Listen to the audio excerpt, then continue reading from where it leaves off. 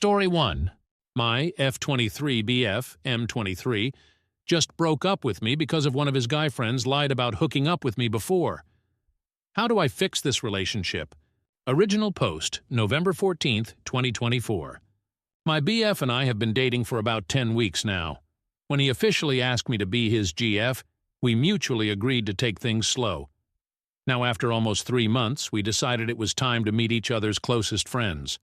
I know he has told his guy friends about me before, but it would always be very vague. They just knew he was seeing someone. Now, on Monday, me and my BF were hanging out when I noticed he was being distant. For example, when I snuggled up on him, he would not hug me or anything like that, which he usually does. I thought he was just having a bad day, so I initiated sex thinking it would lighten up his mood. After that, I asked him if he was hungry, and if he wanted to order some food, to which he just shrugged and said, "Don't know, I don't really care." At that moment, I kind of snapped and told him he should just tell me if he wanted me to leave instead of treating me like that. He was silent for about 20 seconds, and then asked me if I know a guy friend of his. I'll just name him Alex. I told BF I know him from when he's taking about his friends, but I haven't known him before I met him. He asked me if I was sure, and I said yes, 100%, because I am sure I have never met this guy in my life before my boyfriend. My boyfriend was silent again, looked at me and said fine, and started putting on his shoes and jacket to leave. I asked him what's wrong and where he's going. He just said, "I would have been fine with you hooking up with one of my friends before, but the lying is something I'm not putting up with. I'll go for a walk and I want you to be gone when I'm back," before slamming the door in my face. I literally stood there in shock, questioning if it was some kind of a sick prank. After about 3 minutes, when I realized he was actually gone, I called my best friend and told her about what just happened. I was so confused I couldn't even cry. I was just in shock. I eventually packed my stuff and left, after my best friend told me it's probably the best to just give him time and space. My best friend picked me up at his place and we drove straight to hers since she didn't want me to sleep alone that night. I texted him, "I just want to let you know that I have no idea what you were talking about earlier. I'm not lying and I do not know Alex. I'm very confused right now, but I want to give you the time and space you might need right now. Please call me when you are ready to talk. I don't want to lose you over something like that. I love you." And turned off my phone before trying to sleep that night, so I wouldn't stare at my phone every 2 minutes, hoping he replied to my text. Obviously, I couldn't sleep that night, so I turned on my phone at around 3 a.m. to a lengthy text from him, mainly stating how disappointed he is and how much I've hurt him. He told me he wanted to talk the next day at his house. At around 4 p.m., my best friend drove me back to his house and waited in the car for me. My BF was already waiting for me, and I wanted to hug him, but he asked me not to touch him. I broke down crying in that moment. I couldn't get a word out, and he tried calming me down. He eventually started talking and told me he was hanging out with 5 of his guy friends when he casually brought up that him and I are official now and he wants me to join the next time the other guys bring their girlfriends. They congratulated him. Some of them asked questions like how old I am, where we met, etc. Alex asked him to show him a picture of me, which my boyfriend did when one of his other friends, looked at Alex, and Alex just asked my boyfriend if he's joking.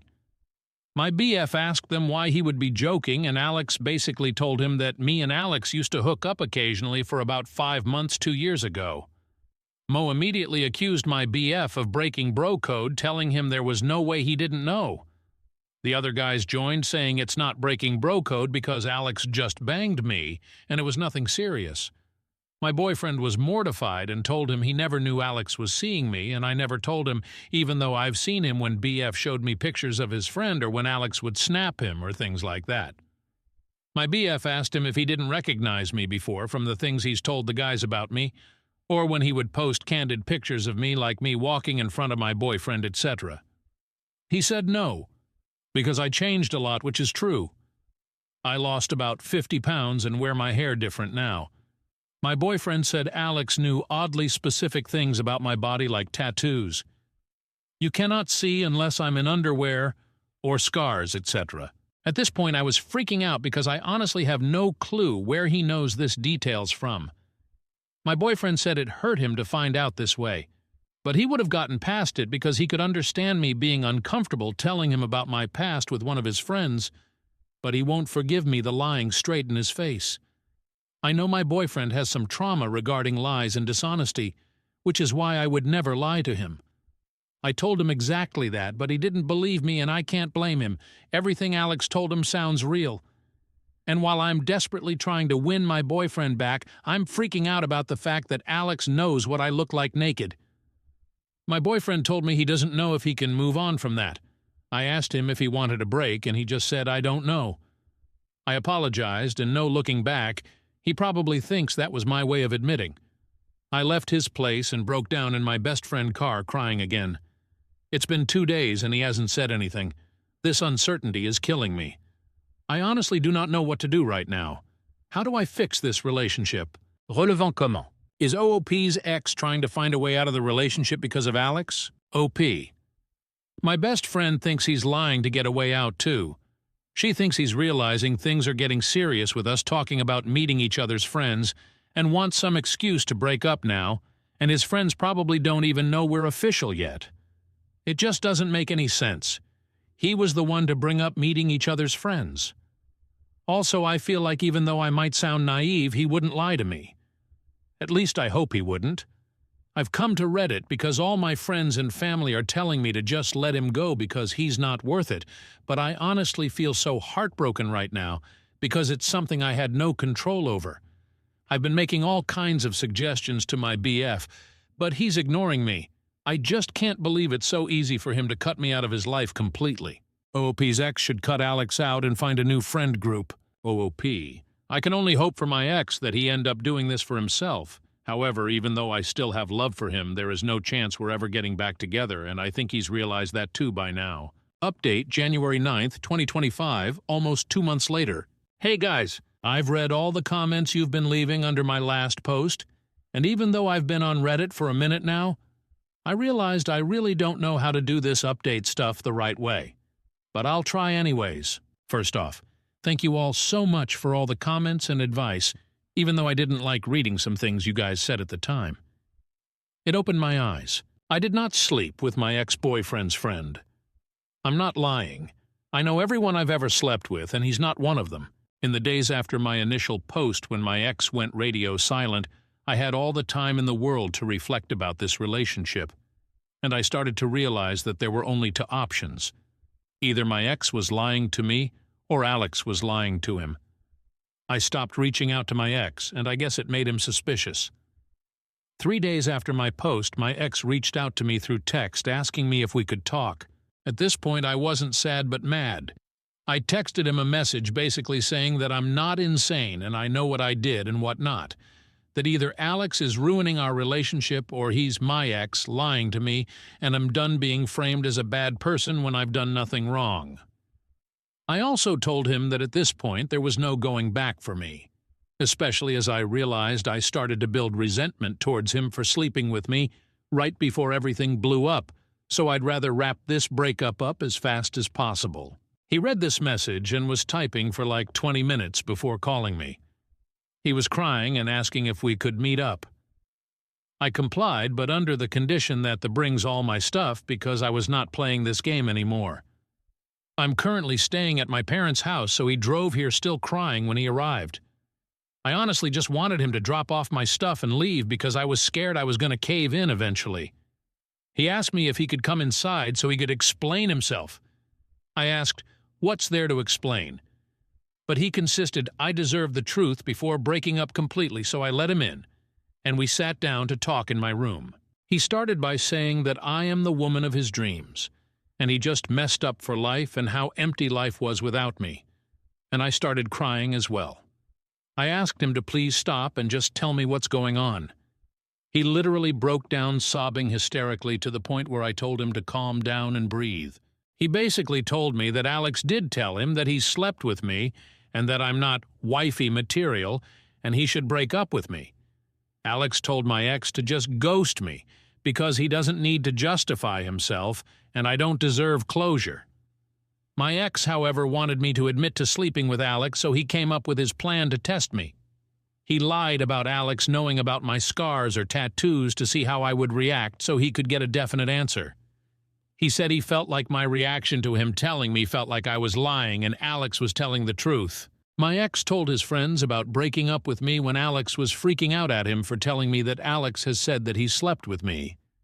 They argued back and forth until my ex asked him if he was lying, to which Alex said that he's not lying, but he just doesn't want his business out there like that, and that he swore to me that he would never tell anyone about sleeping with me. At this point, I interrupted my ex, asking him if he seriously believes that, and he said no, that was when he realized Alex was lying to him. My ex said that he drove to Alex's place to talk shit out in person, but Alex's roommates wouldn't let him in since my ex seemed too upset, so he drove to one of his other guy friends who was there too when Alex claimed he slept with me. Without going in too much more detail, my ex and his friend had a long talk. The friend told him that Alex had always talked shit about my ex for dating me. For context, I'm black and my ex and his friends, except for one, are white. Alex would make jokes or share memes about black bitches and how no white dude in his right mind would turn to a black woman, and some other pretty disturbing stuff I won't share on here. My ex's friends thought it was weird, but really didn't pay no mind because it's always been Alex's humor to make racist or sexist jokes, and they thought he was just frustrated about being single. Well, my ex said he thinks Alex did all of this because he's low-key racist and didn't want one of his friends to date outside of their race. I asked him what about this shit is low-key and how irresponsible it was of him to not warn me and also subject me to people like this. He apologized profusely, saying he never really saw it until now, which I find really hard to believe. I was honestly speechless about how my ex lied to me, tested me, how he's casually hanging out with racists. My ex went on telling me how amazing I am, and he can't believe he ruined everything for another 5 minutes or so, until I asked him if there's anything important left he needs to tell me, or if anything is still unsaid. He said no, and that he doesn't want to be selfish, but all he could ask is for me to consider the possibility of mending this relationship with the help of God. I didn't say anything, and just got up, opened the door, and asked him if he had my stuff in his car. He said yes, so we went downstairs and I got my stuff out of his car. He asked if he could hug me. I said I don't know, so he hugged me and told me he's sorry, and I went inside again to call my best friend. My ex has reached out to me about 10 times or so until I blocked him everywhere. One of his guy friend's girlfriends even reached out to me saying that she feels for me and that she met Alex, and he never once said something like this in front of her, and how we've all been deceived. I told her that as good as her intentions might be, she should tell my ex if he still has some respect for me. He would make sure that nor him or one of his acquaintances would ever reach out to me again. As weird as it may sound, but finding all of this out just made it easier for me to move on from him. I am still in shock, and I'm still hurt, but I realized that in the time of us dating, I never knew who he or his friends were. In the past weeks, I've really started to heal and reflect on me and my attachment style, as some of you suggested. I've never been single or not dating anyone for longer than a month, and I tend to get wrapped up in my emotions so easily, and I realized that I was always a little scared to be completely single. On top of that, I tend to fall for people who carry a lot of emotional burden themselves. So I'm working on that at the moment. I'm sorry if you expected a dramatic plot twist of me admitting to sleeping with Alex or anything like that, and thank you again, guys, for all the comments. Relevant. Comment. Has OOP's ex always believed Alex at all with the tendencies? OOP. I think my ex genuinely dismissed Alex's tendencies and didn't question it. On top of that, one of the guys in their friend group is black and Muslim. I'm mentioning that because Alex has also made discriminatory jokes about Islam in the past. So I think they all knew he'd say problematic stuff like that, but didn't consider him racist, or he'd say racist stuff and still hook up with women outside of his race but not get serious with them. Honestly, I don't understand what's going on in their heads. Commenter 1. Absolutely did the right thing. 10 weeks is a small price to pay. OOP, true. I hated that hearing that in the beginning because I felt like I've known him forever and I thought he's the one. But truth is, I don't even consider people friends after 10 weeks of hanging out with them. Commenter 2. Here's the thing about our friends. It's not bullshit when he says that he did not really think his friend was actually racist and didn't really pay much attention to it. When someone is your friend, they're your friend because you trust them and you see good in them. You tend to have a blind spot when it comes to your best friends. So when your best friend tells you that they slept with your girlfriend, then you have a better chance of believing them, because why would your friend make it up? It doesn't make sense to you in your mind. In my view of this, I think two people are being punished. I think the OP was punished for something that she did not do and was treated terribly by her boyfriend's friend.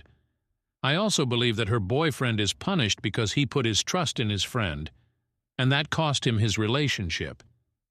I understand that the OP is mad at him for not believing her, but I think she also needs to understand that it's not like he was choosing to believe a complete stranger. He was choosing to believe someone that has been his friend for a while, and that up until this he had no reason to not put all of his trust into. I think that is something that should not exactly be glossed over.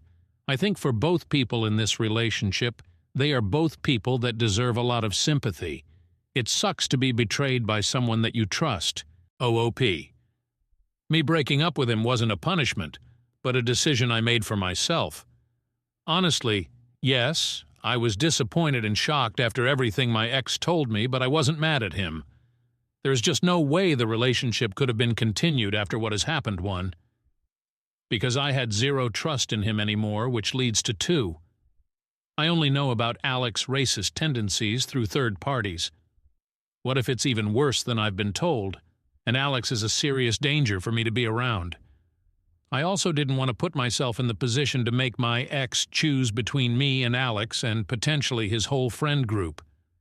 I'm not the best to stand my ground or set boundaries, especially when it comes to romantic relationships, and I've taken many exes back in the past, but this is something you cannot come back from.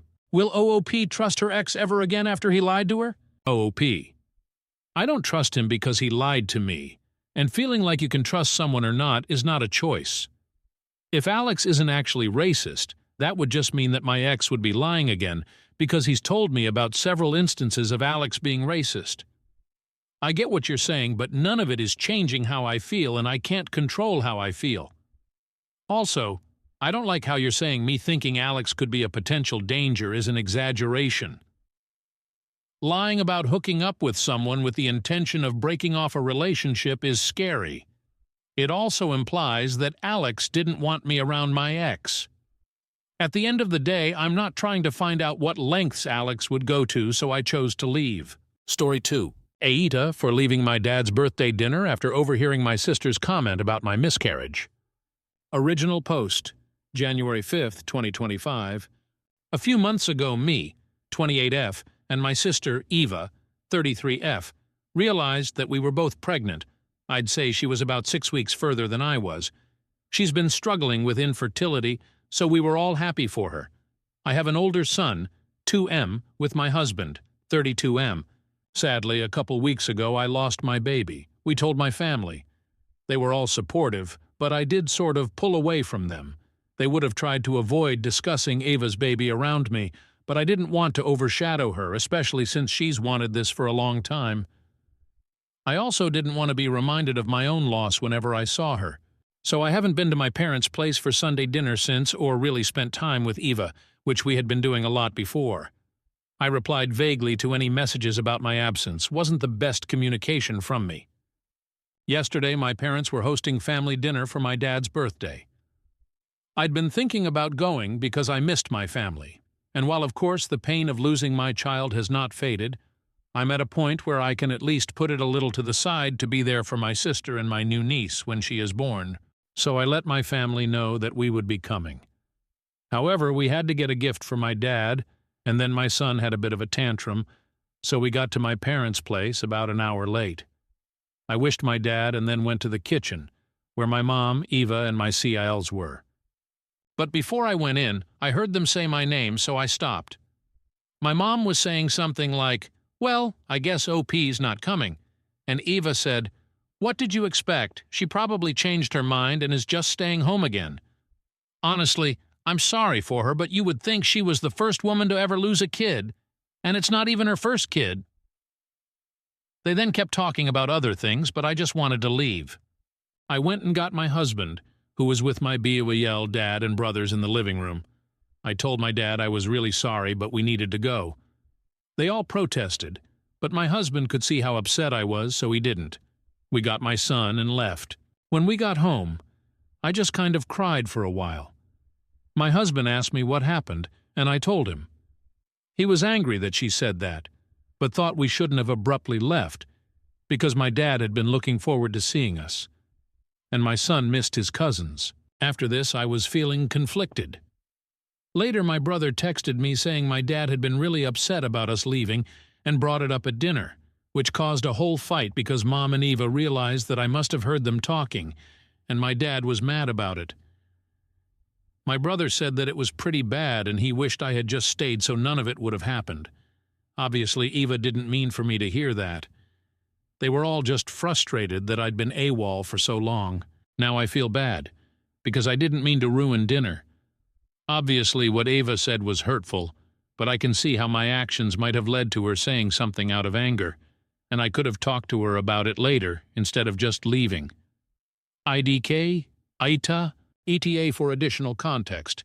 My family is the type to just drop by at each other's places and see one other multiple times throughout the week besides just Sunday dinner.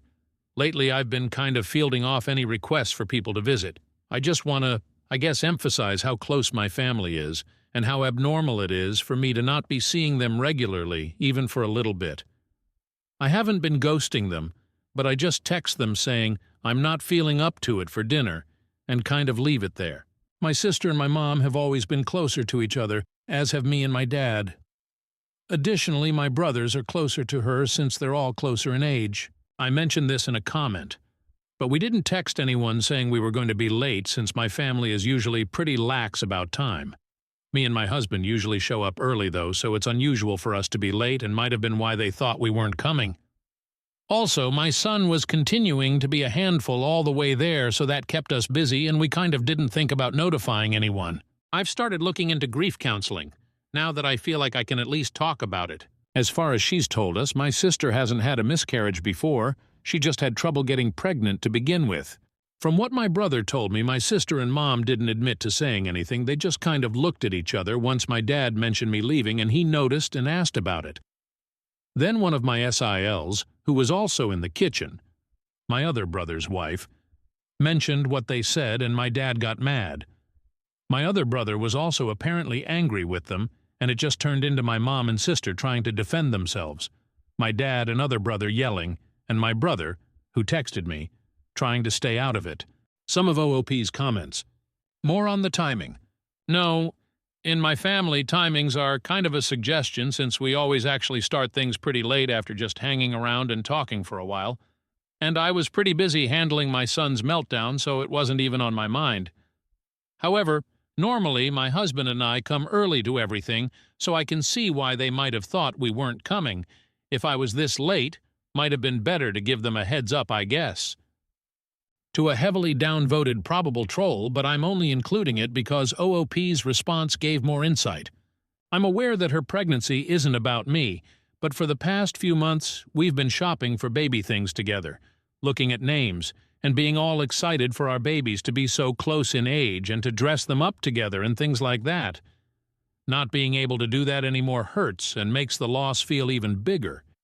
And I wouldn't be intentionally overshadowing her, but I know that my family would try to be cautious around me if I was there, because they would see it as insensitive. That would prevent them from discussing her pregnancy like normal, which she deserves since this is such a big moment for her. Commenter, have your mom and sis reached out to apologize to you? OP. No, the only person from my family who's texted me so far is my brother this morning. I guess they're all probably still calming down from the fight and don't have any way to know I know about it, since I don't think my brother told anyone he was going to text me. Commenter. Info. Did your family celebrate Christmas or Chanukah or another winter holiday that has happened in this time that you didn't see them for? OOP. Oh, good question. They had Christmas Eve dinner and also a New Year's celebration. My husband was going to take my son for Christmas Eve, but unfortunately my son ended up being sick, so they stayed home. My husband messaged this to my family, This was less than a week after the miscarriage, so I hadn't been up to seeing anyone after we saw them that Sunday. For New Year's, we normally do that with my in-laws. They live a little further away, so my husband took my son there. I still didn't really feel like going, so he told them when they went. OP is voted NTA. Update post, January 9th, 2025, 4 days later. Hi, everyone. I want to thank you all for the support and feedback on my last post. This update is mostly about a few different conversations that I had. I took your suggestions and called my dad, apologizing for leaving early. He completely understood. We talked a bit and he asked if we could go out to lunch this week because he missed seeing me, so we made plans. Then I talked to my husband and told him that I didn't think I could have stayed and still thought leaving was the best thing for us. He apologized for invalidating my feelings and said he would have liked for us to spend time with family, but not at the cost of my mental well-being. He offered to call my brother, not the one who texted me, to set up a playdate for our son with his kids so my son could see some of his cousins, which I appreciated. Later my mom called. I guess my dad told her we talked, and she apologized for taking so long to call, saying she felt ashamed and didn't know how to talk to me. She said she wouldn't have let Eva say that if they'd known I was there, and that she didn't mean it. Eva has been hormonal and frustrated, and my mom thought calling her out at that point would have just made things worse. She felt terrible for hurting my feelings. I thanked her for the apology, but told her I needed more time before meeting her. After this, Eva texted me, and I wanted to hear her out, so I called. She apologized a lot and emphasized that she didn't mean it and regretted saying it, attributing it to the same thing my mom had. Apparently, she and Bill also had a big fight about it when they got home, which delayed her talking to me. We had a long conversation, in which she confessed that she had a few early miscarriages before they even told us she was pregnant.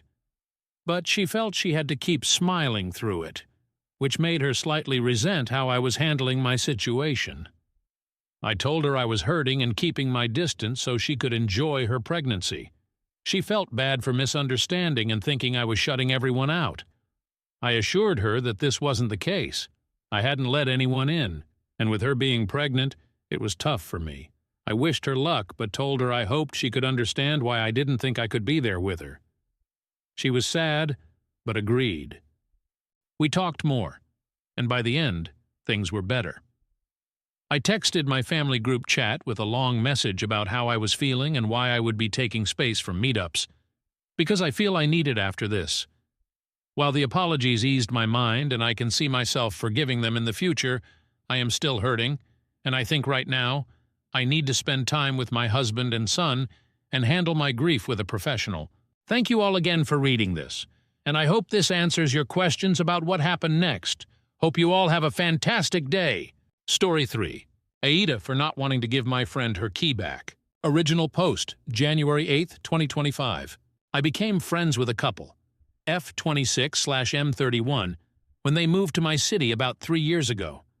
I met them together and am closer with the wife, but also still friends with the husband. About a year ago, the wife moved to another city for her job while the husband stayed behind to finish his master's. I got a call from the wife in September. She was inconsolable and said that she had a brief affair with someone but called it off because she wanted to focus on her marriage. The AP did not take it well, found the husband and told him everything in painful detail with screenshots, photo evidence. The husband was obviously blindsided and devastated. They are still in 2 separate states and the husband has gone low to no contact with the wife, asking her for space. She has been incredibly emotional since this happened. I've been in contact with her multiple times a day, even just to check in and let her know she's loved and important, but she's understandably been a mess. I've seen the husband a few times. I let him know that the wife told me what happened, and that I just wanted him to know that I'm here if he needs anything. My goal is to just be there for both of my friends and not get in the middle. To me, it comes down to some bad decisions that were made that had really painful consequences. There's no villain in this story. People are not the sum of their mistakes. Fast forward to present day, where the wife was served with divorce papers. She wants to talk to him in person, but he doesn't. He agreed to FaceTime only if they do speak. She wants to fly here without telling him and show up on his doorstep to fight for the marriage. They have a door code to their apartment that they use every day. They also have a key which they gave me about a year ago when I was watching their pets. When I went to give it back to the husband, he said just to hang on to it. He let her know that he has changed the code to the door. So right now she has no physical way to get into the apartment if he's not home. She's also concerned that he won't let her in if he knows it's her, which I don't think would be the case, but who knows. She asked me to pick her up from the airport and give her the key so that she can get in.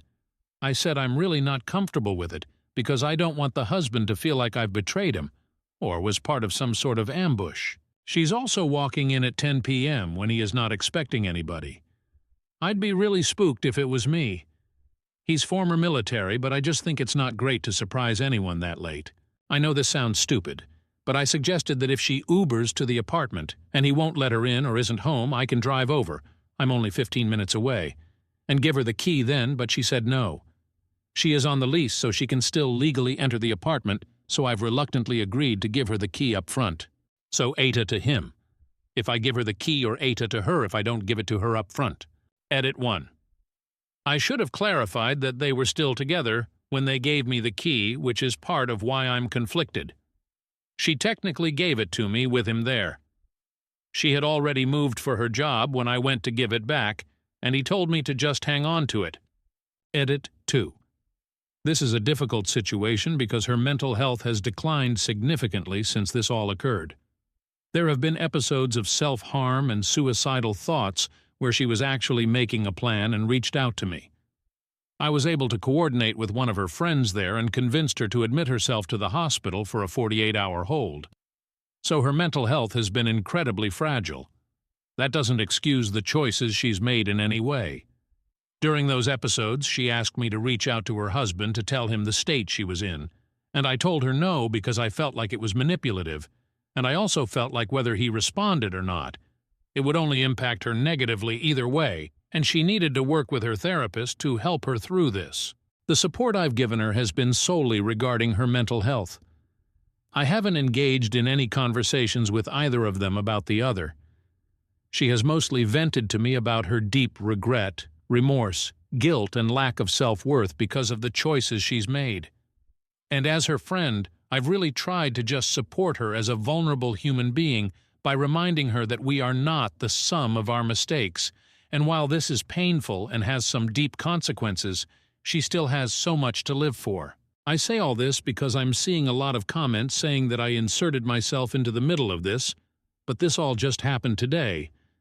She asked me for the key, and I told her I wasn't comfortable with that for the reasons stated in my original post.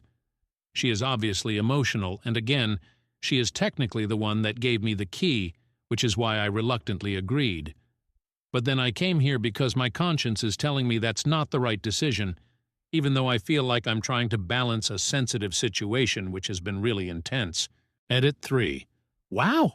What a jolt this has been in a really short span of time. First, I do want to say that I absolutely think the choices she made were wrong, and so does she. She knows that she effed up and has been torturing herself over it in some really intense ways that I'm absolutely not qualified to help her navigate but have tried to be a supportive friend through it because of the immediacy and severity of the help she needed at the time. Thanks to everyone for the perspective. I think I have been so worried about her emotional state over the last few months that I've been too close to it to see what some of you are saying and that she's being a bit manipulative with me, especially when I told her I wasn't comfortable giving her the key. I'm going to call her tomorrow and let her know that I'm not giving it to her. I really appreciate the snap out of it. Slap a lot of you provided. Relevant comment. Senior_parking 6305. WBT. Let's see. She cheated on her husband. 2. She tried to get away with it and AP outed her. 3. She cried about wanting to work on her marriage. 4. She tried to get you to use her mental health to manipulate him. 5. She's asking you to help her violate a boundary he set. What could go wrong? 6. There's no villain? Seriously, I'm getting the you vibe that you have cheated on someone before and are trying to make this not a big deal. Call him, tell him what she is planning and tell him you are mailing back his key, and stop talking to her. She's manipulative and destructive, doesn't respect boundaries, and is using you. When you are no longer of any use, she will drop you. OP. I've actually been the one that was cheated on before, so this hit a little too close to home. But her mental state is what really had me concerned. She was torturing herself in a lot of ways, and I was just so focused on her not hurting herself. I updated my post. I think I was a little too close to it, but really appreciate the perspective. Update January 9th, 2025. Update on the wife. I let her know this morning that I wouldn't be giving her the key. As many of you predicted, she instantly responded with complete vitriol. No discussion. No please reconsider. None of that. Just straight to, I can't believe you right now. I can't rely on anyone, thanks a lot. Fine, you will regret it. That last one was a bit unexpected. I probably would have been shocked if I hadn't read the feedback on this post beforehand, so I was honestly unfazed and just responded that I don't support what she's trying to do, and like a few people mentioned, if roles were reversed and the husband was asking me to do this, I would absolutely be saying the same thing and that she needs to respect my decision because it wasn't going to change. Among other things, she told me I was ruining everything. I let her know that unfortunately, she is the one that has ruined everything with the decisions she's made in the past, and that it's time for her to start taking accountability and stop looking for people to blame. I also told her that I would be giving the key back to the husband and letting him know what she was planning. She lost it. Lots of swearing. Lots of self-pity. Threats of self-harm. And then said I wasn't a good friend to her. That's when I had enough. I told her I was done being a punching bag for her and that I know I've been a good friend to her when no one else was supporting her and I saw her through some dark times. I said her selfishness had finally crossed a line with me. I ended it by saying that she's in a dangerous state of mind and that she should reach out to her therapist and share our conversation so she can give her an objective view of it. I let her know that she needed help that I can no longer give and that I was done. She sent me 2 apology texts about 5 minutes later, but I haven't responded and don't plan to. If she somehow shows up at my door if she flies in tomorrow, I won't be answering. Update on the husband. I let him know everything this morning. We're good, and we made plans to give him back the key. She's supposed to fly in tomorrow night and leave Saturday. He actually won't even be in town this weekend. Story 4. Am I the asshole for serving my husband divorce papers when he wanted a divorce? Original post, November 11th, 2024. I, 39F, was pregnant and a stay-at-home mom to my toddler when my husband, 39M, said he doesn't love me and wants to split up because I was too hormonal. I was blindsided. Admittedly, I'd been critical of his messiness, his challenges keeping up with household duties, and our values differed. He prioritized work, and I a more balanced lifestyle. He committed to a vegan lifestyle while dating, and went back on it, which I was critical of. Despite the shock, I tried to fight for us, apologized profusely, and we gave it another shot. The baby was born, and 3 months in, he tells me he wants a divorce after I woke him up at 10 a.m. to move his laundry. I was feeling resentful that he was unhelpful, but because he works late nights, he considered this the biggest disrespect and flipped out, swore at me, and said he wanted out. We both wanted to settle outside of court, so we looked for mediators. I found 2, but it went nowhere because we were so far apart. He demanded 50% custody, immediate overnights for kids, and to pay no child support although he was the breadwinner. He said that because my parents have money, they should cover us. He even claims we're not married, and thus it's not a divorce just because we didn't file the marriage license on time. We had a religious ceremony and a civil ceremony. So when mediation was going nowhere, I got a lawyer, without his knowledge, and planned to serve him a divorce. Before serving him, he moved out, but still expected to use the house. One time, he came back to see the kids, but he was working loudly and disruptively, so I asked him to leave. This led to a major altercation. He swore at me in front of the kids, and my parents threatened to call the cops. After this, he canceled the credit card I used to pay for the kids without warning. Then he got served the papers. Immediately, he asked for my car title, which had his name on it, and the kids' passports, and canceled my phone, which he was paying for. Since I didn't have a working phone and my lawyer considered him a flight risk, and he wasn't communicating efficiently through the lawyers to make a schedule, he didn't see the kids for 2 weeks. We had our day in court, but the final determination is delayed because he insists we aren't married. Since he got served, he's been furious and accuses me of being pure evil. But the divorce was his idea. I wanted to work things out. He thinks taking him to court for custody and child support is the most vile thing and shows my poor character. He's bad-mouthed me to family and friends. He thinks I've been controlling with the kids' schedule. He sees them 3 days a week, but I'm not comfortable with sleepovers at his house yet. He's also furious about the 2 weeks he didn't see the kids, yet he still hasn't paid a dime of their expenses and has more potential quality time with them than he ever did. So tell me, Eta, for serving my husband divorce papers and asking for child support for my young sons, instead of just letting him leave and giving him 50% custody? Eta has no consensus bot. OP was NTA. Additional information from OOP in responding to multiple comments. OP, thanks for the opportunity to clarify, as there were tons of details I couldn't fit in the original post. Firstly, we had an agreement in place that he would help move the laundry over, especially his own BC. He decided to get a top-opening dryer that I couldn't even physically reach into. Secondly, he was such a slob, he would leave his laundry in the machine for days until it reeked of mold, and he had to start the cycle all over again. I think it had been at least a full day or two of me reminding him to move over his own laundry, because I had a lot of kids' laundry I had to do that was getting urgent. He promised repeatedly that he would get to it before going to sleep that night. Thirdly, he does not work the night shift, as some have assumed. He works from home, gaming online, creating his own hours as his own boss. So he would often work late into the night, but typically asleep by 3 a.m. at the latest. This particular night before I woke him, he had fallen asleep by 2 a.m., and thus I actually waited until he had a full 8 hours of uninterrupted sleep before waking him up and asking him to do what he had promised to do the night before. This was after 8 solid hours of sleep for him, and meanwhile, I had been up already since 6 a.m. running after a toddler, taking care of a newborn, still healing from birth, and having had to wake up throughout the night to nurse every other hour with a total of maybe 5 very interrupted hours of sleep. In addition, yes, I stay at home and don't work a salary-earning job, but I had my own money and investments going into the marriage, and we always kept our finances separate. I paid for my own clothes, food, travel, everything.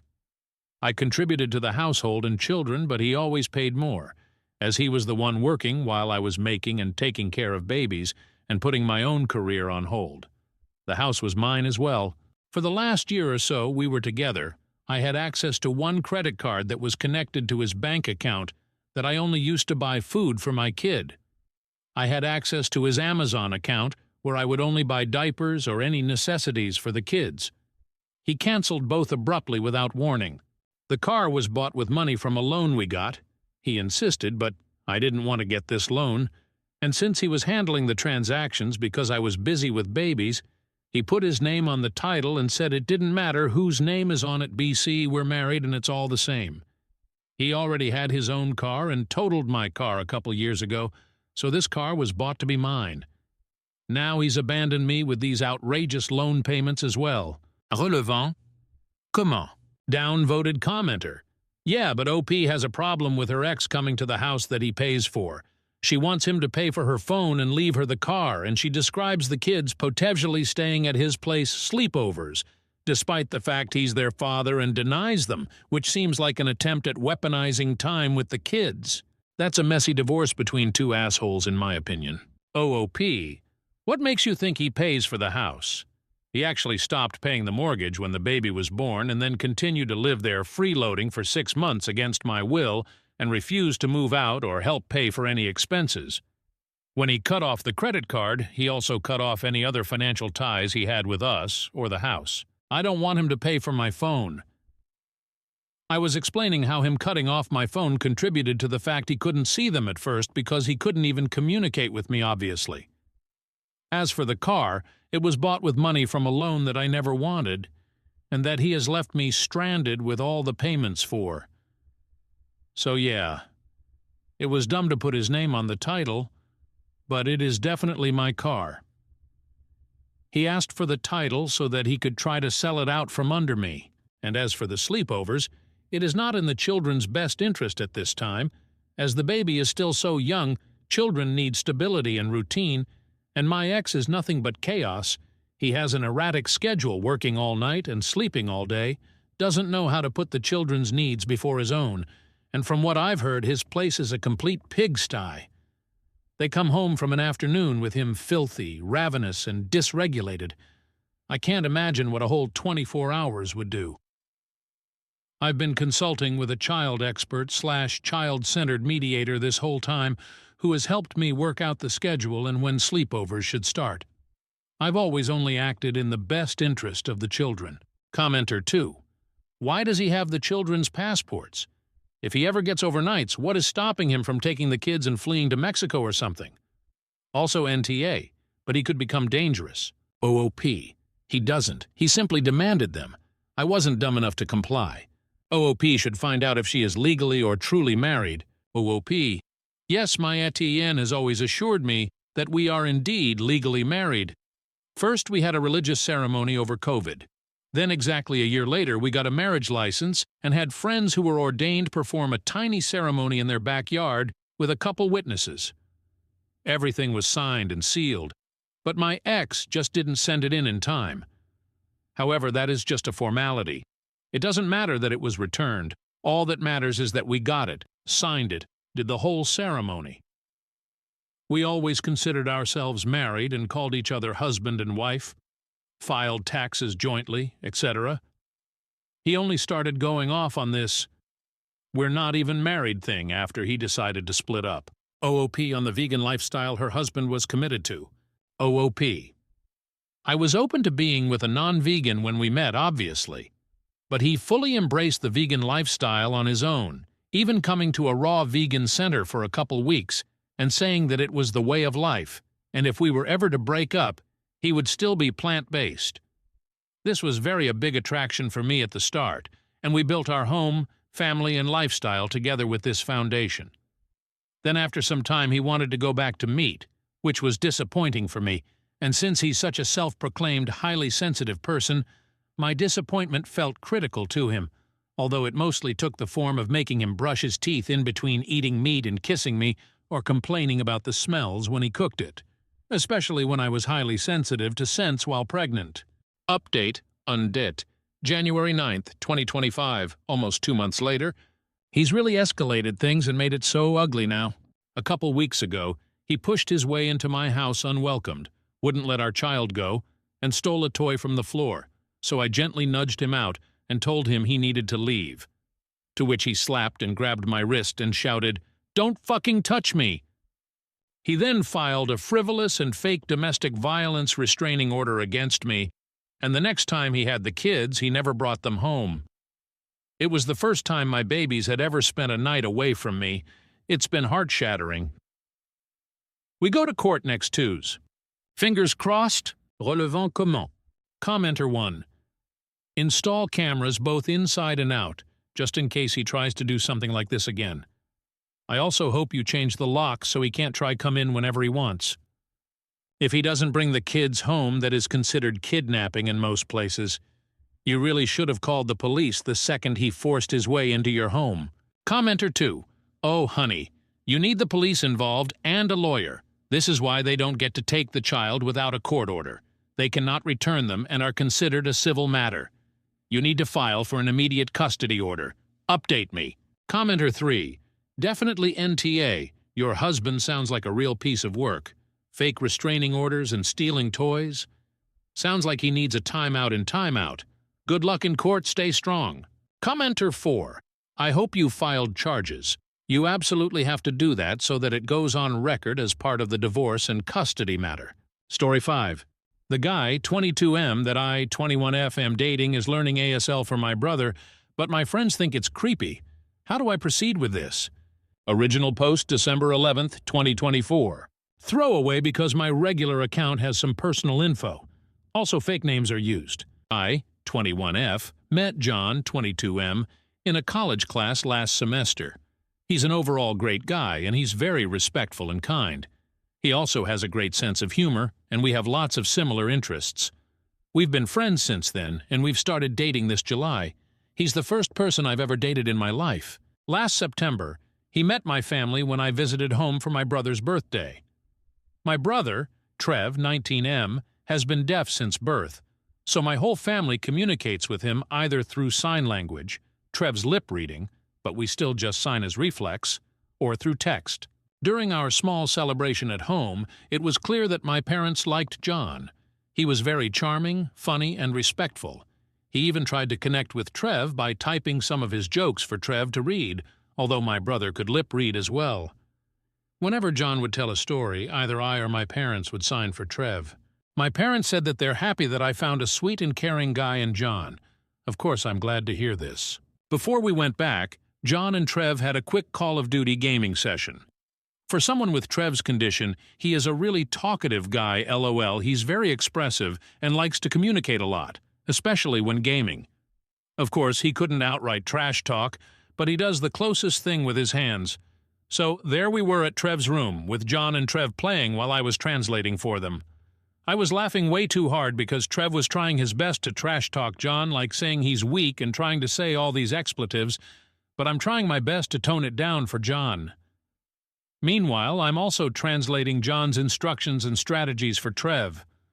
Also, because this was the first time John met my family, he was saying all these praises to Trev like "good job" or "we can do it better next time," although I know that deep inside he also wants to trash talk my brother. The two of them got along pretty well, and they've been having some online gaming sessions since then. 2 weeks ago, John visited home along with me again for my mom's birthday. There, he surprised everyone, including me, by communicating with Trev through ASL. John was still at the alphabets, some basic words, and some rehearsed phrases, but we were all delighted that he even made the effort. Trev's face lit up, and I've never seen him happier having a new long-term friend with low communication barriers. Apparently, John had been watching some YouTube tutorials and got a free subscription to Skillshare to learn ASL. The two of them had a gaming session again, and this time, John and Trev could communicate more directly. Of course, it was still kinda slow, and I still had to do some translating. Imagine trying to baby talk to a grown man or talking to a caveman with choppy sentences, LOL. But I could tell Trev was having a great time. They also got more comfortable with each other with more explicit trash talking, which I didn't tone down this time. John had been religiously learning ASL since then, and he's making a lot of progress. I was so happy with this, so I told my close friend group from high school. However, most of my friends, especially my closest guy friend, told me that what John was doing was a red flag because it could be a form of obsession and emotional manipulation. He also said it was creepy because John's becoming too attached to my family when we've only been dating about 5 months. He also said that John might only be doing it so he could get laid or something. I know there's some validity to what my friends said, but I'm not really convinced. John has been a wonderful and sincere guy the entire time, and I know it's naive to say this because he's my first ever relationship, but I can see this becoming long-term. Yes, we haven't hooked up yet, because I told him I wasn't ready yet, and he never pressured me to do it. However, is his behavior something I should really be concerned about? Again, I don't have any experience with dating and relationships, so I don't know if this is something that's truly concerning. My friends are pushing for me to break up with John, but I'm not sure. How do I proceed with this? TLDR. I've been dating a guy for 5 months. He met my family 2 months ago and had befriended my brother, who is deaf. The two of them have been gaming with each other ever since. The guy I've been dating has apparently been learning ASL to communicate with my brother better. However, my friend said that his behavior could be seen as obsessive, emotionally manipulative, and downright creepy. How do I proceed with this? Edit. Wait, whoa, I took a break to work on a paper, and there are now almost 1K comments. I'll try to process everything, but thank you for your kind words, Reddit. Yes, John is a wonderful guy and has so far given me no reasons to doubt his sincerity. It's only my friends who planted the seeds in my mind since they've all had experiences with dating and relationships, so the pressure kinda got to me. Thank you for all your insights. Edit 2. I went to class and did a lot of schoolwork. Came back to this post with over 4K comments. I didn't expect this. I'll make sure to read and process everything, but so far I'd like to thank everyone who weighed in on this. A lot of your insights have been truly eye-opening, and it really looks like I've got a lot of reflection to do with my relationships and connections. Again, thank you so much. Relevant comment. Pilutus. Why are your friends so cynical? Who hurt them? This is a really sweet gesture. He's literally learning another language so he can communicate with your brother. That's really kind. ETA. How do your friends view your brother? I'm kinda getting the sense that they might be seeing him as not his own person just because he has a disability, and that's why they're so dead set on this idea that your BF is only learning ASL to get laid. OP? They don't really interact with my brother that much. Whenever they see him, it's mostly just a smile and polite wave. Then we do our own thing. Carryberry. They don't like your BF because he's a better person than them. Janet in Spain. Damn, you need better friends. Your friends are the ones who are creepy, reading so much dark intent into what is actually a very kind, thoughtful, and respectful gesture on your boyfriend's part. How do you proceed? Dump the loser friends. OP. That's what I'm kind of wary about. I've known them for years. My family also knows them. But I've only known John for a few months. I also don't know much about relationships, but my friends have had some experience already. That's why I'm so torn about this. Maybe they're seeing something I'm not. But I think the consensus here on Reddit seems to be very supportive of John's efforts, and I feel the same way. Limor. Does John have any friends? Join their circle and ditch these paranoid weirdos. Seriously, life is too short. OOP. Yeah, I've hung out with John's friends and they're all really nice. They're into tabletop games, and I've joined their D&D session thrice, though I've still got some catching up to do with all the lore. One of his friends even recommended me a good salon, and we've been mani-pedi sisters ever since. They're really nice, and they welcomed me into their circle with open arms. I really lucked out. Blues Jordan. It's one of two things. Best case scenario, your friends are toxic idiots. Worst case scenario, your friends are not your friends. Edit to add, it never occurred to any of you that he genuinely felt a friendship connection with your brother and enjoys his company outside of your relationship with him? Smells of ableism. OP. Honestly, your last statement is something I already felt at the start. When we left, Trev messaged me if it's okay to add John on social media so they could communicate. John was happy to do so, and he's even the one setting the online gaming sessions with my brother, but he checks with me first. They have a great friendship. Update January 8th, 2025. Sorry, this is going to be a long one. This will be an update to my original post, but I'll also try to address some of the frequently asked questions. TLDR of my original post. I've been dating a guy, John, 22M, for 5 months. This is my first relationship. He met my family 2 months ago and had befriended my brother, Trev, 19M, who is deaf. The two of them have been gaming with each other ever since. The guy I've been dating has apparently been learning ASL to communicate with my brother better.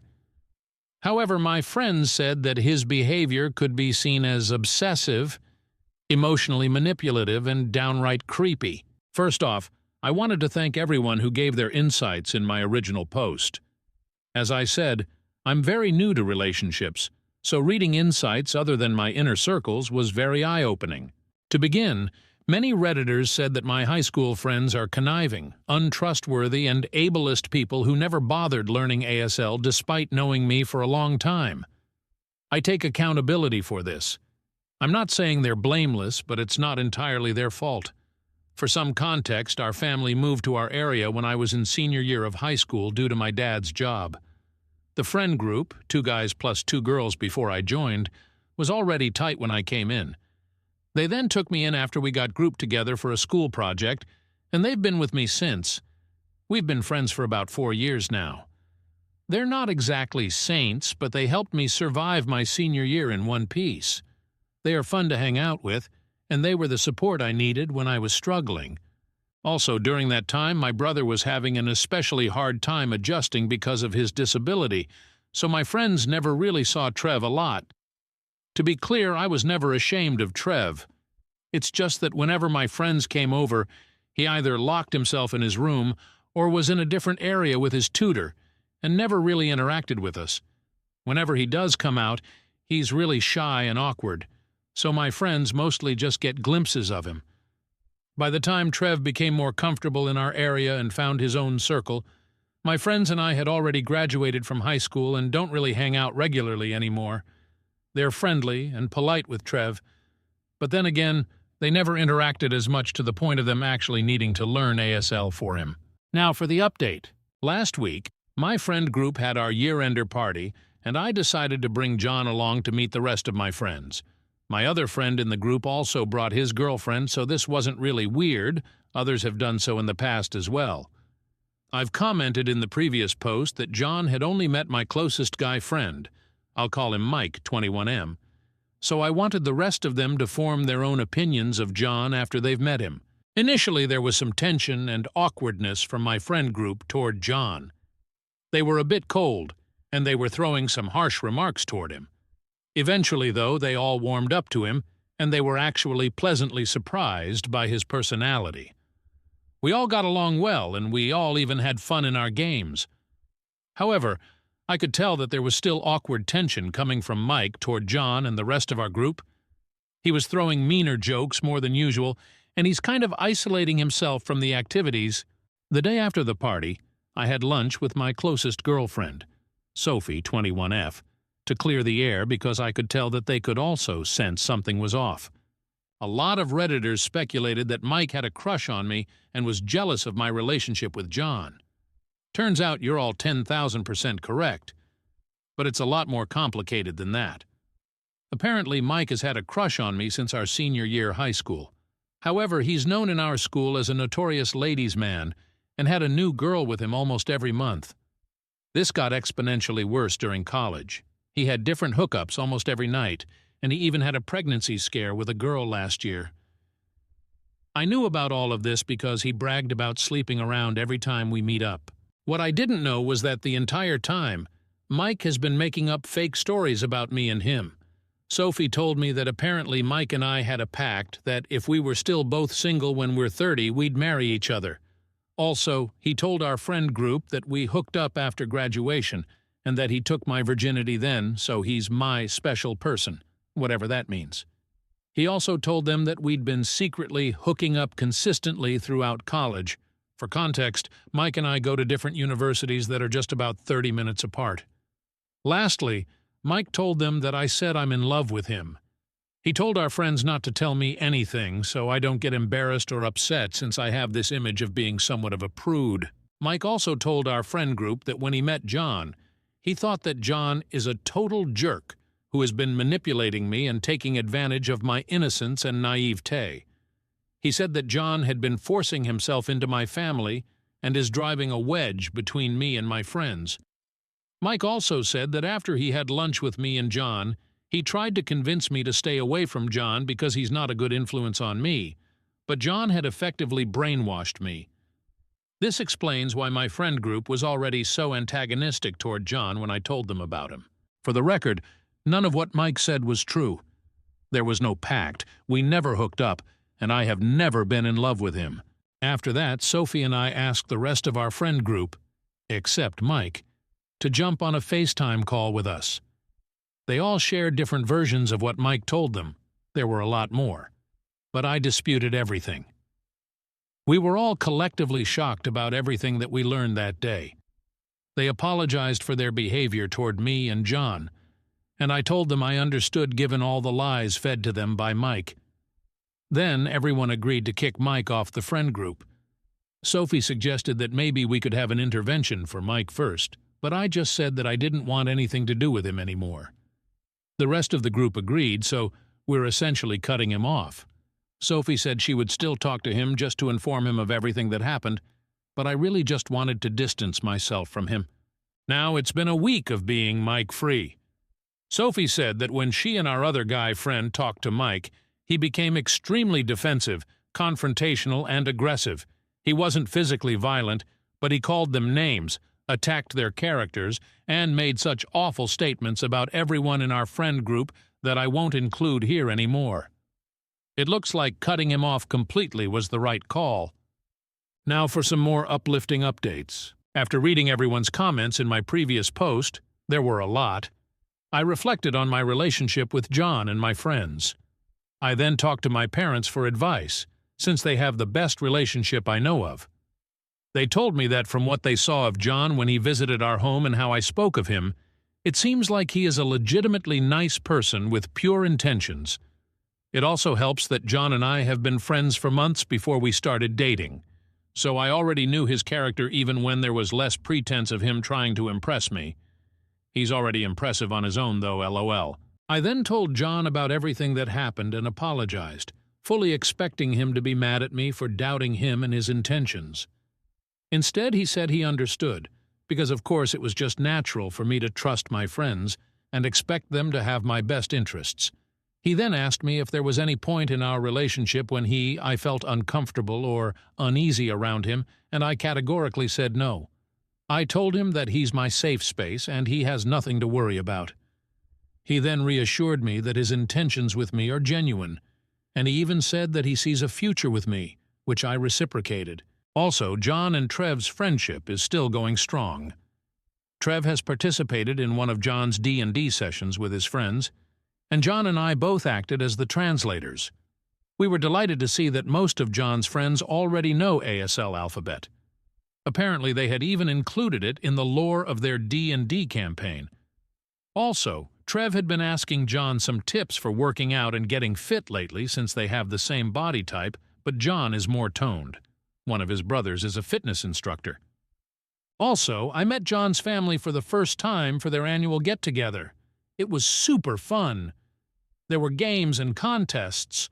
Also, I wasn't prepared for it, but apparently since their mom is a theater performer and their dad is a music producer, it was their family tradition to have a talent showcase. They gave me a pass this time, but they told me I should prepare something impressive for next year. LOL. John and his brothers performed Bye Bye Bye by NSYNC in full Deadpool, Wolverine, and Captain America costumes, while his sisters and their husbands did Defying Gravity from Wicked. Their parents did a medley from The Sound of Music. It was a total blast. I felt their family's warm welcome, and they really treated me as one of their own. I could see where John got his good values and looks from, though I think I need to start taking voice and dance lessons to keep up with them, LOL. So that's it for this update. My relationship with John is stronger than ever, and I finally know who my true friends are. If you've made it this far, thank you so much for your time. Happy New Year to us all. TLDR. My male best friend has a crush on me and has been making up stories and feeding lies to our other friends, tarnishing the image of my boyfriend. I have cleared things out with my other friends, and we've cut off our toxic friend from our friend group. My relationship with my boyfriend is now stronger than ever. Relevant comment? OP added this as a reply to a deleted comment. No. I became more and more furious with every lie that Sophie and my other friends told me Mike had said about me. It felt like I was in an episode of Black Mirror, or some psychological thriller or something, because all this time, my friend group apparently had this different image of me based on lies. I've also told my parents about Mike. They knew him pretty well too, and they said they knew from the start that he was up to no good.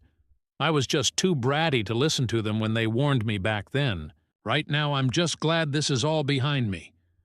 I'm also really grateful that I found a wonderful man in John, who had been extremely loving and understanding throughout all this. Blonde Boba Fett. BTW Mike probably lied about others too. Any stories you've ever heard are likely lies, and you should think back if there are any other women who might have been impacted by his falsehoods. I've definitely had guys lie about hooking up. It's more common than I realized. My friend group and I compared notes, and we've uncovered a lot more lies that Mike told about himself and each of us. He's apparently caused a lot of petty drama throughout the years. We're still not done processing everything because we were all just shocked and dumbfounded, and it made us reevaluate everything. Pepperpat64. Don't let your friends off the hook. They chose to believe Mike without bothering to confirm anything with you. OP? Yeah, during my lunch with Sophie, where we had a FaceTime call with our other friends, I confronted them as well on why no one bothered confirming anything to me. They apologized for everything, But then I also understood why it was so easy for everyone to believe Mike's lies. Our group dynamic has always been that I am closest to Mike. We live just 10 minutes away from each other, then Sophie, then the rest of the group. However, the four of them have been friends with each other for like 5 years before I came in. Before Mike became a ladies' man in high school, he was always the smart kid who's always either the first or second in class. Despite his personality, he was still a very credible person in their eyes. Add to that the number of years they've known each other, and that's why they blindly trusted him about everything he said about me. Story 6. I invited 15 of my closest friends to my birthday party, but they didn't even reply to the invite, and I feel so ashamed. I, 27F, made a WhatsApp group and invited 15 of my closest friends to my birthday party. I planned a nice themed dinner. The theme was Italy/Dolce Vita at a nice restaurant, with one live music act, a nice cake ordered from a bakery, and fitting the theme and decorations. I wrote a heartfelt text, how I want to celebrate getting older with my oldest and greatest friends, and I detailed everything that was planned for the evening in the invitation. And then, nothing. Nobody replied. Nobody said a word like, "Thanks for the invite," or "looking forward," or anything at all. After a few hours, my boyfriend posted a party meme in the WhatsApp group and wrote how excited he was to get it started. Still nothing. After almost 2 days, I posted a GIF of chirping grills and made a funny comment, still thinking maybe people simply forgot to reply. After another day, I started texting people individually if they would like to come or if they are available that evening, and a few responded that they will let me know soon. Others didn't respond at all. After almost a week, not a single one of my friends posted into the group or have messaged me if they would like to come to my birthday party. After 0 invitation acceptances and after reaching out several times, I felt so ashamed, like I was begging the people to want to celebrate me or to come. I started to cry and I felt so depressed. Ashamed and humiliated, I just deleted the WhatsApp group. Nobody has asked me about that either. My birthday is now just a week away. I called the restaurant and canceled. I called the bakery and canceled my order, and I returned the decorations I bought. Maybe I was the stupid one for organizing all those things beforehand, but I was just so sure that at least a handful of people would like to come, show up. I'm just so sad. I have known most of my friends for at least 15 years. I was their bridesmaids, their child's godparent, their maid of honor. I was there at graduation ceremonies and birthday celebrations, and I am truly puzzled. Is it really such a burden to come to my dinner? A dinner, which I would have paid in full and which I tried to make it into a beautiful evening/event for everyone? I'm just so sad and ashamed that I wasn't even worth a reply message. My boyfriend is trying to cheer me up, and he immediately got busy organizing a surprise birthday evening for me. He is wonderful, and I am just so glad he and my parents care so much about me, otherwise I would just feel absolutely worthless. Comment from u/magic_the-bothering. Who are these people? I can assure you it is extremely rare to have 15 close friends. Oop. Mostly people I went to school or kindergarten with. They are as many as 15 because I invited my friend and additionally their partner, so 6 invitees were actually additional partners. Hope that helps. Update 1. Same day. I have read every single comment. The comments ranged from compassionate to giving advice or constructive criticism. All in all, reading all of them felt so incredibly uplifting and cathartic. Thank you all. I will continue reading and answering as much as I can and give you any updates. To the people believing I will get a surprise party, I really won't. I think, honestly, every one of my friends is in their own bubble and has their own stuff going on and just wasn't feeling it right now, which was definitely hurtful and rude, but at least it didn't feel malicious. About my friends, they are not bad people at all, but they are probably victim to a world where commitment in general is a rare thing to find, where rules and manners are slowly forgotten, and where being constantly busy is a good enough excuse for anything. I found it rude, but I will not confront them, but rather distance myself. They are my friends, because in times of crisis they were there for me, and we share many good memories. However, as many pointed out, you do grow apart, and this behavior might be a result of that. I talked to my boyfriend a lot and showed him some of the responses, and he was very reassuring. He told me the fact that I cared so much, that I always try to do things with love and care. That is one of the things he appreciates and loves most about me, and he never wants me to give that up. I also reflected on me and my character, and I will try and do better myself, as I also sometimes forgot to reply to a text or canceled a lunch last minute. I will try to put the behavior out there that I would like to receive. I ordered myself a birthday calendar, an address book, and a couple of birthday cards, and I will note every birthday of a friend or acquaintance that I make and send them a birthday card. Too many of the comments talked about the hurt they felt when people forgot their birthday and didn't show up, and I find the idea to try to do things differently soothing. P.S. Thanks also for the many birthday wishes. They made me so happy. P.P.S. For all the people wanting to come my party, I wish. That would certainly be so cool and makes me believe that new friends are just around the corner. Downvoted comment from you/DeSantus. Hard disagree with the majority here. OP, you are 27. That's well beyond being a child and well beyond expecting anyone to care about your birthday. Like, did you attend 15 birthday parties each year for all of these people? You probably did not, or at least you can sympathize with people who are like, hey, we're in our 20s now. We've all got jobs and chores to do. Can't we just simply hang out? The older you get, the more you need to stop thinking only about yourself. What do other people want to do that you like doing? Maybe next time arrange something that people would mutually like to do rather than a vanity celebration for something you should have grown out of 20 years earlier. OOP. This comment is quite unfriendly, but I still appreciate that you took the time to comment. Update 2. Next day. I followed the advice of basically everyone and asked a few of them what happened and why I wasn't even granted a reply or reaction, especially when I kindly asked all of them to RSVP until a certain date. To all the optimistic people, I have to disappoint you.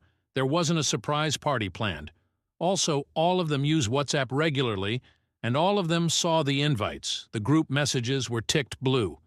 Now for their responses. Explanations. 4 of them had possible alternative plans and couldn't decide if they wanted to go to my party or to commit to the other plans, so they just didn't want to say anything until they decided on something. 2 girlfriends didn't have confirmation if their partner could attend or not, so again they just didn't say anything because they didn't know yet. All the partners were included in the group chat, though. One said she wasn't feeling too well lately and wanted to decide spontaneously to come. One had a valid excuse, since she tried to find childcare for her 6-month-old child all week long.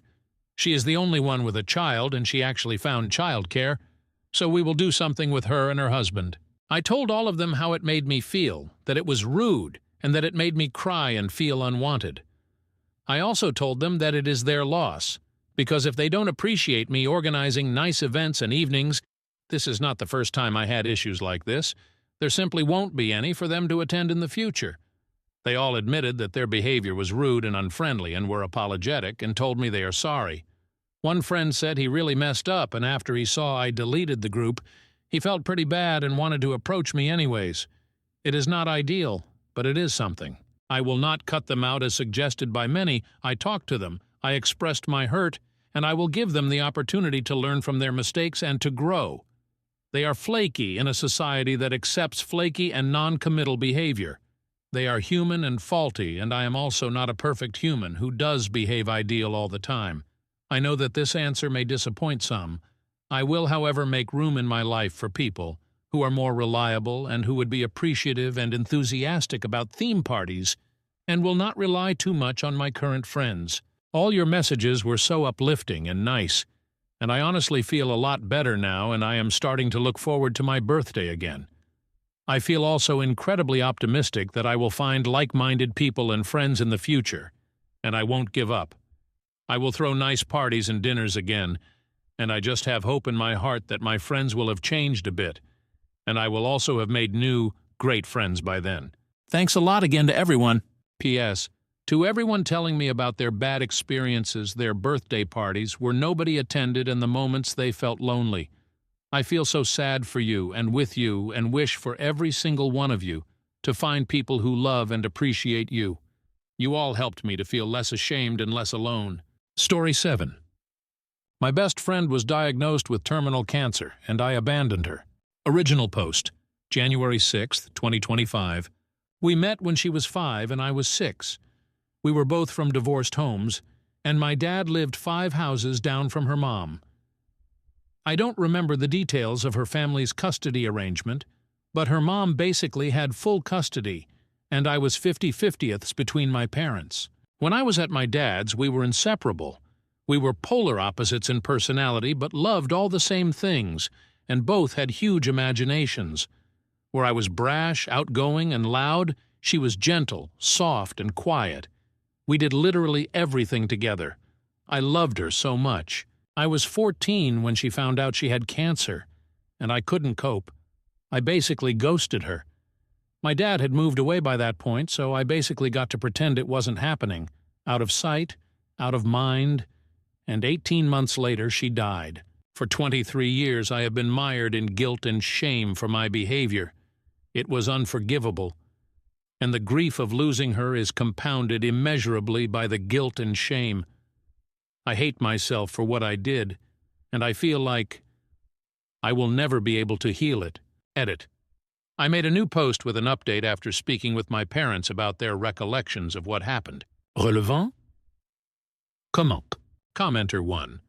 I applaud your courage for saying it, yet I don't think you will find any sympathies for what you've done. Yes, you will have to live with it until the end. Hopefully this cruelty and the awareness of it made you into a better person than otherwise you would have been. Visit the grave when you have a chance. It will change nothing, but it may make you feel better. OP. Nope. Actually, very much the opposite. I've experienced an abnormal amount of loss for someone my age, and for those that went through a dying process, rather than passing away unexpectedly, I have repeated the pattern of distancing myself. Nothing else as dramatic and cruel as with my best friend, but the same pattern nonetheless. It's like the guilt and shame of what I did became so entwined in me. It's this hellish merry-go-round I've been too emotionally stunted to get off of. Commenter 2. This feels like a classic case for therapy. OOP. Agreed.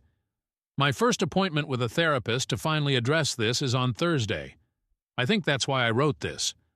We grew up during the Disney Renaissance, and I've been rewatching all our favorites lately. I'm not a gamer at all, but I just bought a Nintendo Switch so that I could play the old-school video games we played growing up together that they re-released.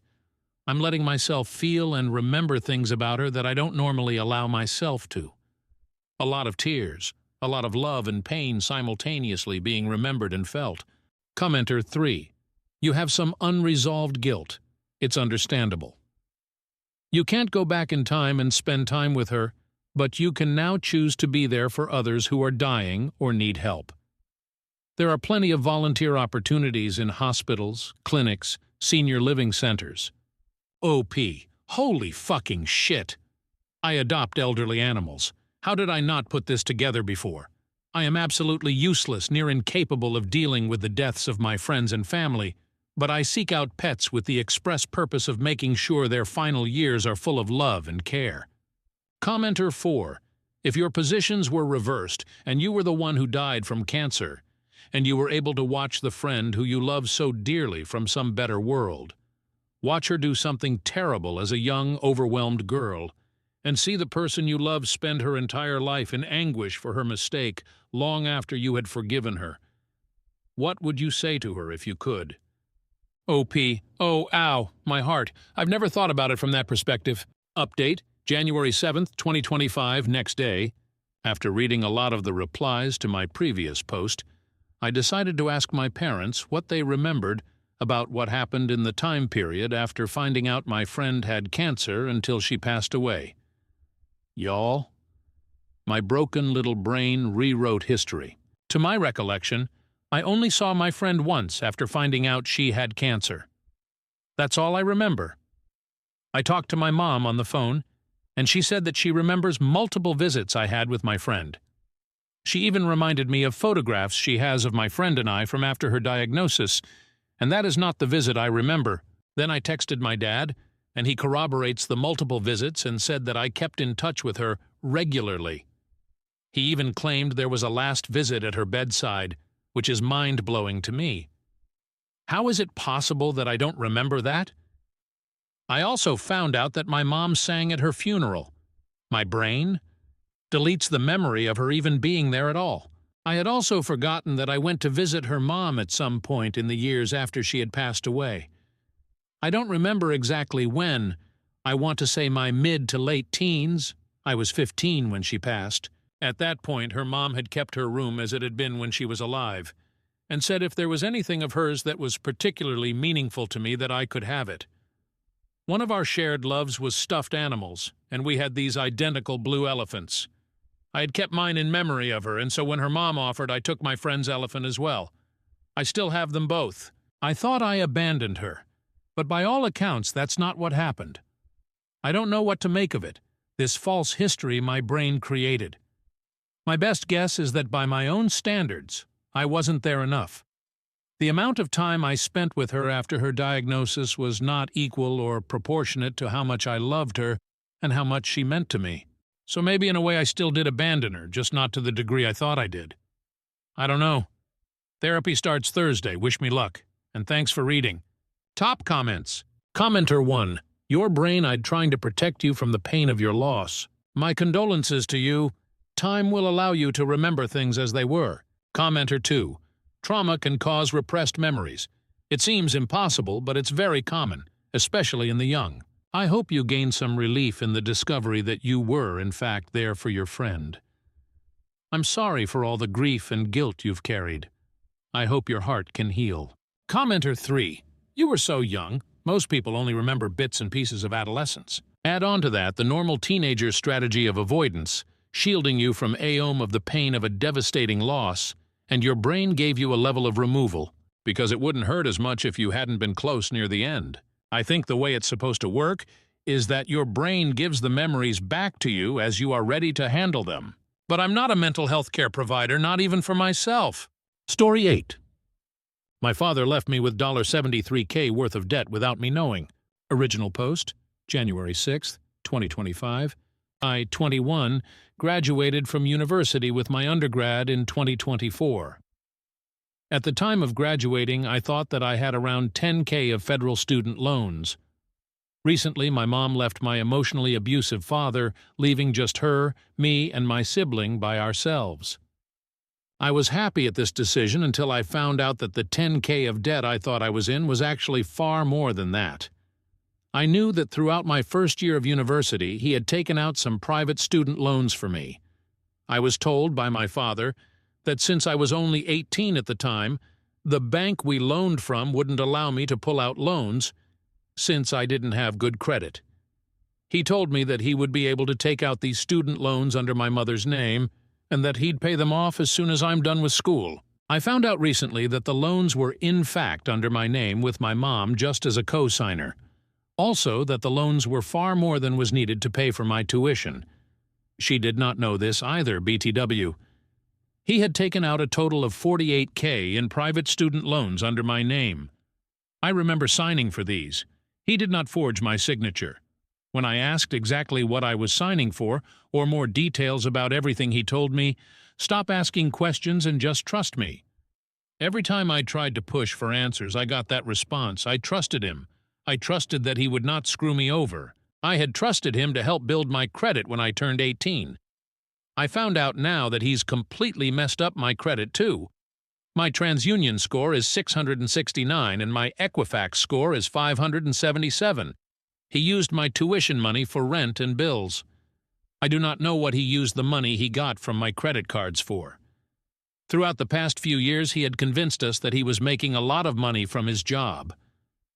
I now realize that he was likely lying about that and just secretly screwing me over, and my mom too, since he's also messed up her credit. I have 3 closed credit cards that are in debt, I think. One is $6,055 balance, $2,250 credit limit, with $6,055 due. The second is $12,864 reported balance, $1,000 credit limit, with $0 due. Does this second one mean that I don't have to pay off the balance? The third one is $6,228 balance, $6,000 credit limit, with $714 due. From what I have looked up, It seems like I owe a little over $35K in credit card debt. I also know that he's messed up my siblings' credit, too. I'm not sure by how much. I haven't had the chance to look into that. Also, I think it's important to note that he currently owes 3 different family members over $200K. I found this out this week, too. Flash forward to now, I found out about these loans a few days ago. I now have a total of $58K in student loan debt in addition to my credit debt. My first student loan payment is due in less than 3 weeks. I need advice. I don't want to take legal action against him. I don't want him to end up in jail. He is currently helping us by paying for our rent and car, even though my mom has left him.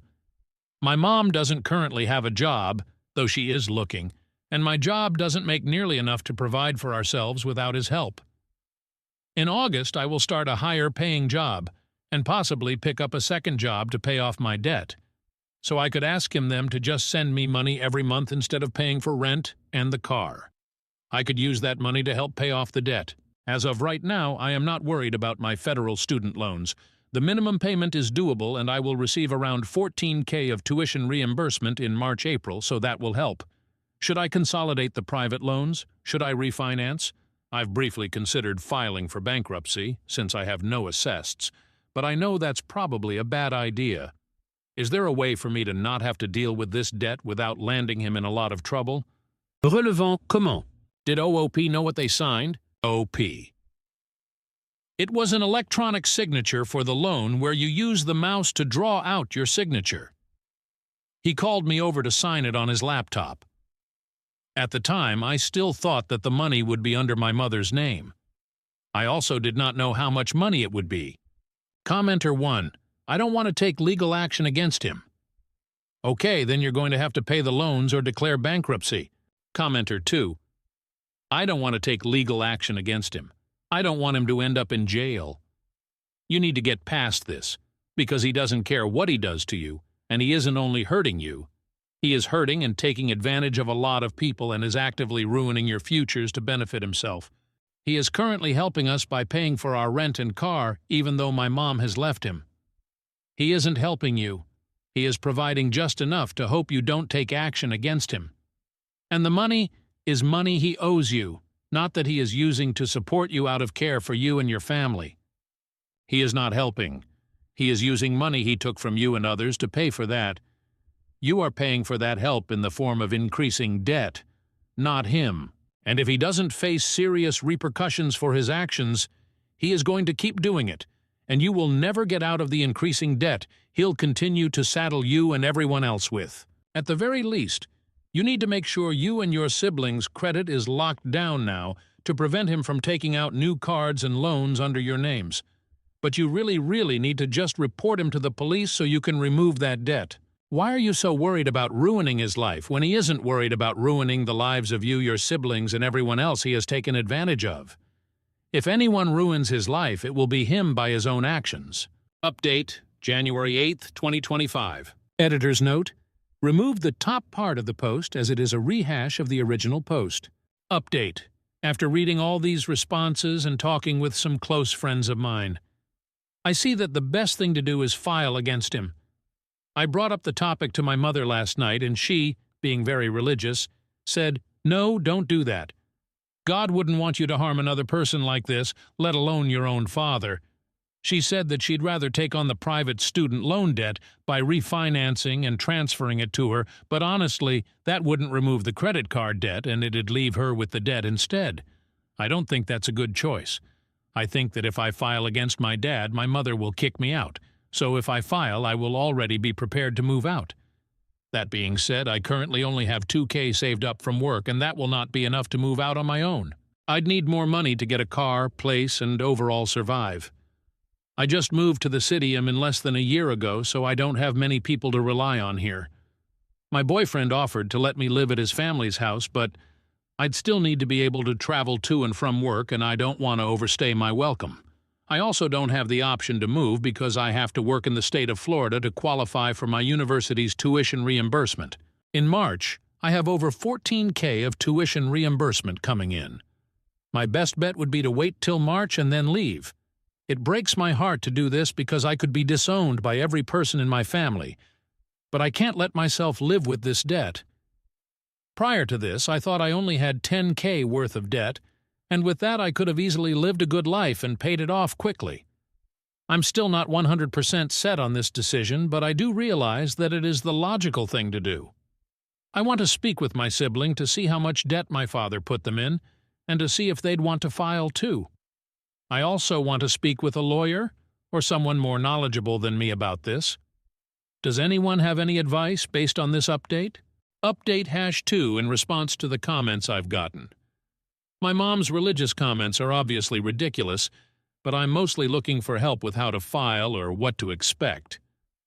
I have records showing $23K of refunds went to a bank account he controlled. I didn't see a dime of that money, and I think he used it to pay for a vacation NGL.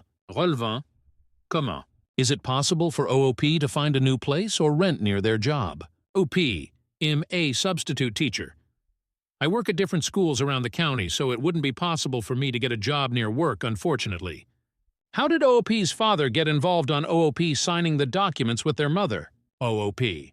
All I did was sign. He filled out everything. Now I understand looking back that I was stupid for signing without asking, but after some further looking into things, I see that the amount of money I was refunded by my school was an insane amount, and not an amount I could have spent by myself in one semester, aka $12K extra, refunded in a semester where my tuition was only $2K. He must have used that money himself on non-education-related things. Also, the credit cards I did not sign for. I didn't even know that you signed for credit cards. He did that all himself. Commenter 1. It sounds to me like both your mom and your dad are in this together, and that if you don't file against them, they will come out ahead and you will come out behind. Commenter 2. God didn't want your mom to leave your dad either, but she did. So she doesn't have a leg to stand on when he's preaching to you. Report him to anyone you can. Also, if you were under 18 YO, you can't be held responsible for any contract S. Story 9. AITJ for leaving my friend's wedding early and ruining the vibe? Original post, January 5th, 2025.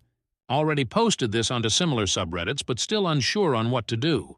For context, I, F19, met my friend Ella, F23, at university last summer. We clicked right away. We found out we grew up in the same area, so we had loads in common. A couple of months later, her boyfriend proposed, and I was invited to the wedding. I wore a gold necklace with my grandfather's name on it in Greek. It has an encrusted diamond and was a gift when I was a kid. I was very close to him and lost him when I was 16. I wear it every day. At the venue, Ella's sister recognized me and took me to where Ella was getting ready. After chatting with her for a bit, I went to say hi to everyone else. A few people complimented my necklace, and I noticed Ella staring at me strangely. I thought she was joking, so I asked what was wrong, and she said if I wore the necklace, it would take attention away from her beauty. I took it off and apologized. Later, Ella came up to me and asked if she could wear the necklace, saying the other girls liked it. I was hesitant, but agreed since it was her wedding. I told her to be careful with it since it was from my grandfather and everything else.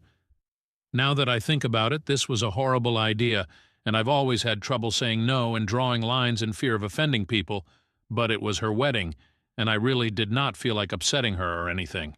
Not even 10 minutes later, I heard loads of commotion from where she was getting ready and went to go check what was going on. Ella had in her hands my necklace, which had broken. The name part was snapped in half. I was in shock and asked her what happened. She said it broke while she was trying to put it on. I tried not to cry, but couldn't hold it in. Ella told me to suck it up and promised to get it fixed after the wedding. I told her not to worry, took the broken necklace, left the wedding early. I felt bad, but the way she spoke to me just made me feel so sick and horrible inside. She knew how much it meant to me, but it felt like she didn't care. I called my boyfriend and he picked me up. He said I wasn't overreacting and should have drawn the line when she first asked to wear it, but I felt super guilty and caved. The next day I texted her to explain why I left, saying I was upset because it meant a lot to me because he meant a lot to me and that I was sorry. She told me to F*CK off because I ruined her wedding day and I had ruined the vibe between the girls. I haven't replied because I don't know what to say. I feel bad, but also feel like I shouldn't. I don't know. AITJ? Relevant comment. Commenter 1. She is not your friend. She is a malicious, jealous cow. Find a jeweler to fix it. Send her parents the bill with a note explaining that she broke it on purpose at her wedding and promised to pay for the repairs, and you didn't want to bother her on her honeymoon. And for the record, your friendship is over, so go scorched earth. Commenter 2. She did it on purpose. There is no way she broke it by accident in 10 minutes when you've been wearing it daily for 3 years. Commenter 3. She broke on it purpose. There's no way a simple necklace is going to take away from a whole wedding. Her problem was you got a compliment. She's a self-obsessed psycho that you need to ditch. Look back at your friendship. Did she seem to need things from you often? She's psycho. Update, January 6th, 2025. Hi guys. Just wanted to give you all an update with what's been going on.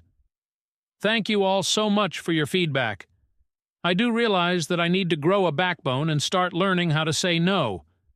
It would have saved me from this whole situation, but I'm glad it happened because now I know. I took the necklace to a jeweler in the city and they said that they couldn't fix it because of the type of gold it's made of. It's a bit too delicate for these kinds of repairs. He said that sometimes it's just the way the gold reacts, so there really wasn't much he could do, but I did get in touch with my uncle who lives in Greece and knows a jeweler who makes similar necklaces. He's going to see if they can help, so I'm really hoping we can get it fixed somehow. I'm still waiting to hear from him, so fingers crossed. As for Ella, I decided to message her one last time. This is what I said. Hi Ella, I just want to be clear about something. I really did not feel comfortable about the way you treated me or my belongings. It meant a lot to me, and the way you handled it was not okay. I'm done with this friendship, and I don't think it's something I want to continue with. I'm going to get the necklace fixed, and I'll be sending you the bill. You need to pay for it.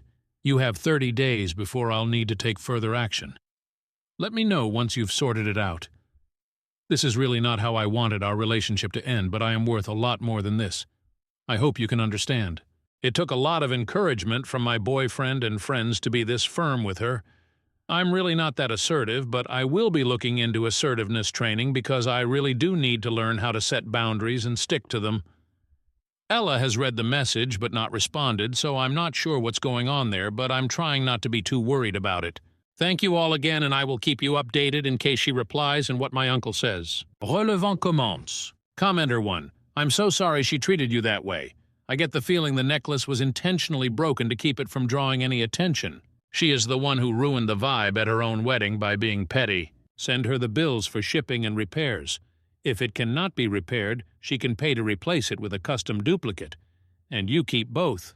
You do need to practice saying no. You may feel bad the first few times, but it gets easier. Just remember what happened this time when you did not say no. Be good to yourself. Commenter 2. Absolutely make her pay for the replacement, and make sure her parents are aware of the entire situation and the consequences if their daughter doesn't pay.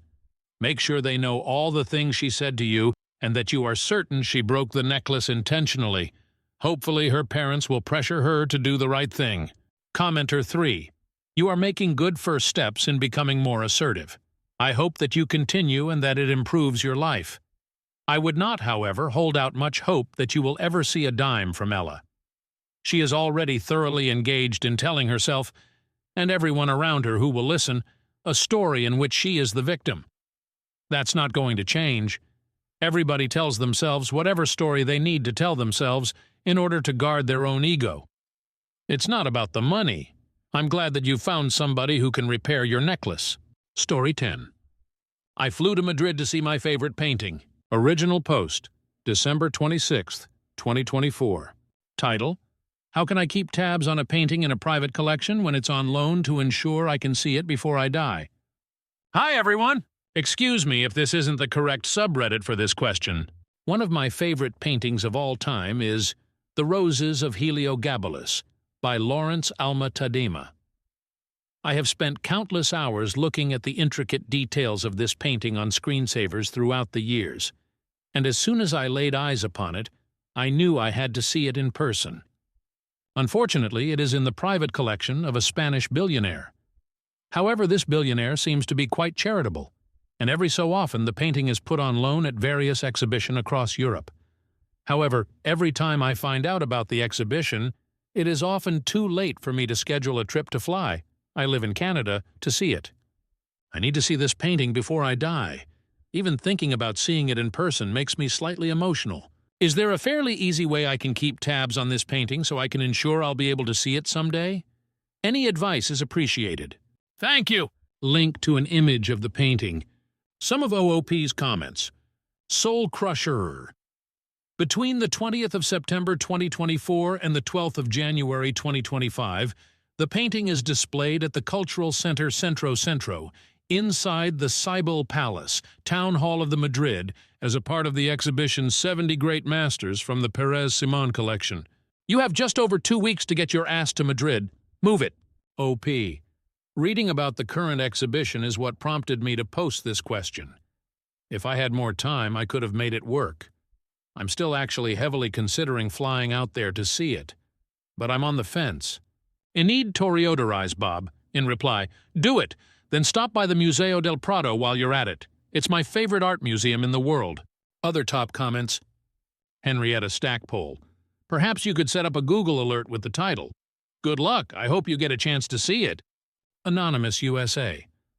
I knew from the description you were referring to Pérez Simón. He lends various works in his collection all over the world. I air quote lends because he really doesn't. He actually charges a fee. So Western art museums are ethically challenged by that and many won't show it. But some pay up. And I don't mean just covering the expense of insurance and shipping. He charges a lot on top of that. Mini update in comments. 10 hours later. Update. Well, I'm going to do it. I've decided to visit Madrid from January 6th. 13th to finally see this painting in person. I'm going to bring my mom who has never been to Spain and has always wanted to visit. We're currently building our itinerary. I'll be sure to post an update when I finally get to lay eyes on the painting I've always said I need to see before I die. Thanks everyone for the advice, suggestions, and for even planting the idea of me actually going to Spain on such short notice to see this thing. We truly only live once, and I can't wait another 6, 8 years in the hopes I'll be able to see it again. Life is just too short. Update post January 8th, 2025, about 2 weeks later. I'm sure some of you were looking forward to an update, so here it is. Original post can be found here. Yes, I really did spontaneously book a flight to Madrid to see The Roses of Heliogabalus by Lawrence Alma Tadema, and it was absolutely worth every penny. It was part of an exhibit showcasing pieces from Juan Antonio Perez Simon's private collection, and the collection as a whole was absolutely stunning. As I sat staring at this painting, it took me hours to finally leave the exhibit. I had 2 emotions running through my brain. 1, that I'll likely never get to see this painting in my lifetime again, and 2, that I'm incredibly appreciative that I was able to even see it once in my lifetime. This was a true bucket list item for me, and I couldn't be happier that I was able to make it happen. Thank you to everyone in the initial thread who gave me the push I needed to actually do this. I'm so glad that I did. Now for more art. Madrid is an incredible city of art and culture, and I'm soaking it up while still here. Cheers. Image description. OP with the painting. Some of OOP's comments. Many Dragonfly, 9637. I love this. My husband did something similar for Garden of Earthly Delights. OP. That is such a fantastic piece. The room they have dedicated to Bosch in the Prado really made me appreciate his work that much more. I had seen some of his stuff previously in the Netherlands. The works are still so unique to this day, I could only imagine the creativity that it took to produce them during his time. NEITO. Awesome, it's a gorgeous painting I'm lucky to have seen once in person as well. I'd share this with our Ancient Rome, I'm sure they'd get a kick out of it. OP, I will. I run an ancient coin channel and have posted in that subreddit regularly. Here is a post I made about a denarius of Elagabalus, or Heliogabalus, where I briefly mention the painting as well. Cheers! Megarpulse, you look so chuffed. OP, this was after the initial reaction of tears. Sweetest fetus. I would love to know how you felt when you first laid eyes on it. Reading personal stories of folks experiencing such great emotion moves me as well. Please share if you can. The anticipation, the first reaction, the thoughts in your mind as you saw the unpixelated details. OP, sure. So days leading up to the date of going to the exhibit, I literally dreamed of seeing the painting, dreamt of the exhibit, how it would be displayed, etc. When I entered the exhibit, each corner I turned gave me a sinking feeling in my stomach, in anticipation that the wall my eyes would set upon would be the one with the painting. When it did happen that I saw the painting, I almost quickly turned around and did a 180, almost like a "oh shit, it's actually happening" moment. Then I turned to face it head on, and that's when the tears started. I thought about how many times throughout the decade I've known of the painting I looked at it. From the day I first discovered it as a college student, to now as a nearly 30-year-old man, a lot has happened in my personal life this year, a lot of it very unexpected. I guess it felt like an incredibly cathartic moment to gaze upon this image that has been so meaningful in my life. I looked at all of the intricate details and things I had never noticed before. The jewelry on the guests' fingers, the various shades of pink and white of each intricate petal. I looked at it for probably 30 minutes before going through the rest of the exhibit and then going back again to the painting. That's when I had the probably last time seeing this in my life, appreciation of seeing it at all moment. Then the tears came again. I hope that summarizes it enough for you. Story 11. I, 32F, just discovered my husband, 34 of 6 years, is a Reddit troll and I'm pregnant. Original post, Raredit, July 29th, 2014. He left the browser open on our laptop after he went to work this morning. I go to work after, so I usually hop on and do my own things on my real account. Today, however, I was disgusted at what I found. My husband is a troll. A really fucking nasty troll. He leaves horribly mean comments to all kinds of people. They're filled with racist slurs, awful insults. He tears into fat people, ugly people, etc. He loves to troll around places like /r/progress pics to discourage people, etc. He sent PMs to people to call them names, calls women who post on /r/gone wild sluts and whores and cunts, etc. I was horrified. Completely horrified. My husband is a nice, gentle man who is supportive and kind. In our 9-year relationship, we've fought 3 times total. I never thought this is a behavior he would take part in, but this is something else. It made me wonder what else he did on the internet, so I looked at the browser history to find him also harassing teenagers on Tumblr, telling them to kill themselves, calling cute girls ugly and fat and stupid, etc. It horrified me to think this was the man who could be raising our daughter with me in a few months. I understand trolling can be fun. We've all laughed at Ken M once or twice. But this goes far beyond what I ever imagined. I don't know how to look at him. I've lost respect for the man I looked up to and admired. Good men don't tear each other down. People don't do that in general. I don't know what to do. I want to bring it up to him, but I don't know how to do it without him automatically getting defensive and spouting off the same lines you hear from people. Get a thicker skin, the world isn't kisses and rainbows, etc. Of course it isn't. But why contribute to it? TL.daughter. Discovered my husband is a very nasty, negative, mean-spirited Reddit troll. Relevant comment. Le deux. You never suspected this kind of behavior based on how he interacts with you and others? That's extremely horrifying. He seems like he has a lot of pent-up anger or resentment, and he is taking out on people over the internet. I think the best thing to do is to talk to him about it. You're having a child with him, and you can't just walk away from that, as horrifying of a discovery as this may be. But you need to be careful when you approach him. You weren't snooping. He left it open. He can't get mad at you for that, though I'm sure he will be extremely defensive. Update us and let us know you're okay. I don't intend on just walking away, but I am stunned and horrified at the kind of person he's showing himself to be, you know? Commentez? How would you know this when moderators in these subreddits delete those type of comments and subsequently ban the username? He's trolling on some heavily moderated places, so he can't be making frequent comments under one name. Do you have access to all of his troll accounts? Opal. There were comments up that he'd just left that morning, that's how I know. OOP, replying to a deleted comment. Calling strangers awful names, harassing them, and doing things just to hurt their feelings does mean that he's not as good a person as I originally thought. Playing COD is one thing. Telling a teenaged girl to end her life is something else. Update 1 August 6, 2014, 8 days later. I confronted him about the issue very tamely, over breakfast. I asked him flat out if he was harassing and bullying people online. He said yes and immediately withdrew. After telling him that I needed to know why, really why, not just I don't know, he said he needed time to think about it.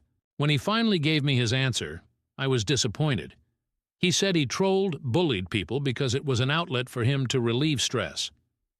He said he didn't view the people as real, or what he was doing as anything other than a joke, and if it hurt feelings, those people have bigger problems and it's not my fault. I told him that it wasn't an acceptable behavior of an adult, and that he needed to stop it and find another way to express his frustrations that didn't involve hurting strangers. He said he would think about it. Unfortunately, he's still doing it. I saw it happening a few mornings back, and after he left, looked again to see more comments and posts. I was disappointed. This was not the man I married, or so I thought. But I guess it is. I told him that we need to either go to counseling for this or start the separation process. I told him that I couldn't trust him to help raise a child if he speaks to strangers, children included, the way he does online. I let him know that I thought it was cowardly, pathetic, and that I have lost a lot of respect for him. I knew this would be abrasive and hurtful, and I don't like that I had to tell him that. But I cannot look at him the same way. We haven't had sex, have barely touched. I cannot see my husband as a loving, gentle man. I'm not afraid of him, but I am disgusted with his behavior. This is the sort of thing children do. I made an appointment for counseling for myself over this. Unfortunately, he told me that he wouldn't be going to counseling because there's nothing wrong with what he's doing, and he deserved to have his me time and release his emotions. And because I want to protect my child, myself, I have asked him to leave the house. He's staying with some friends, but I don't think this will lead to a reconciliation. I'd hoped this story would have gone another way. TL confronted him. He decided it was more important to troll people than to be a good husband and father. Relevant comment. OP, replying to a deleted comment. I never said anything about custody in my comments at all. Other people are bringing that up. I would not restrict his visitation or custody at all so long as he proves that he's a reasonably fit parent. But adults should be able to talk to adults whatever way they like. I am not restricting his freedom to talk to people in any way he wants. I am, however, telling him that his choice to do such is unacceptable behavior for a grown man. He was given the option to see a therapist. He was given the option to stop. He was not willing to do either. If he changes his mind, he knows he's got wiggle room. This is the first step. OOP replying to another deleted comment. It is not a funny quirk to tell a child to commit suicide. It is not harmless. It is not acceptable behavior for a good person. Good people do not tear other people down. I am not a fan of breakups, but you are painting this as a different situation. I gave him options on how we can fix this. I gave him a chance. He declined it and clung to acting like a horrible child.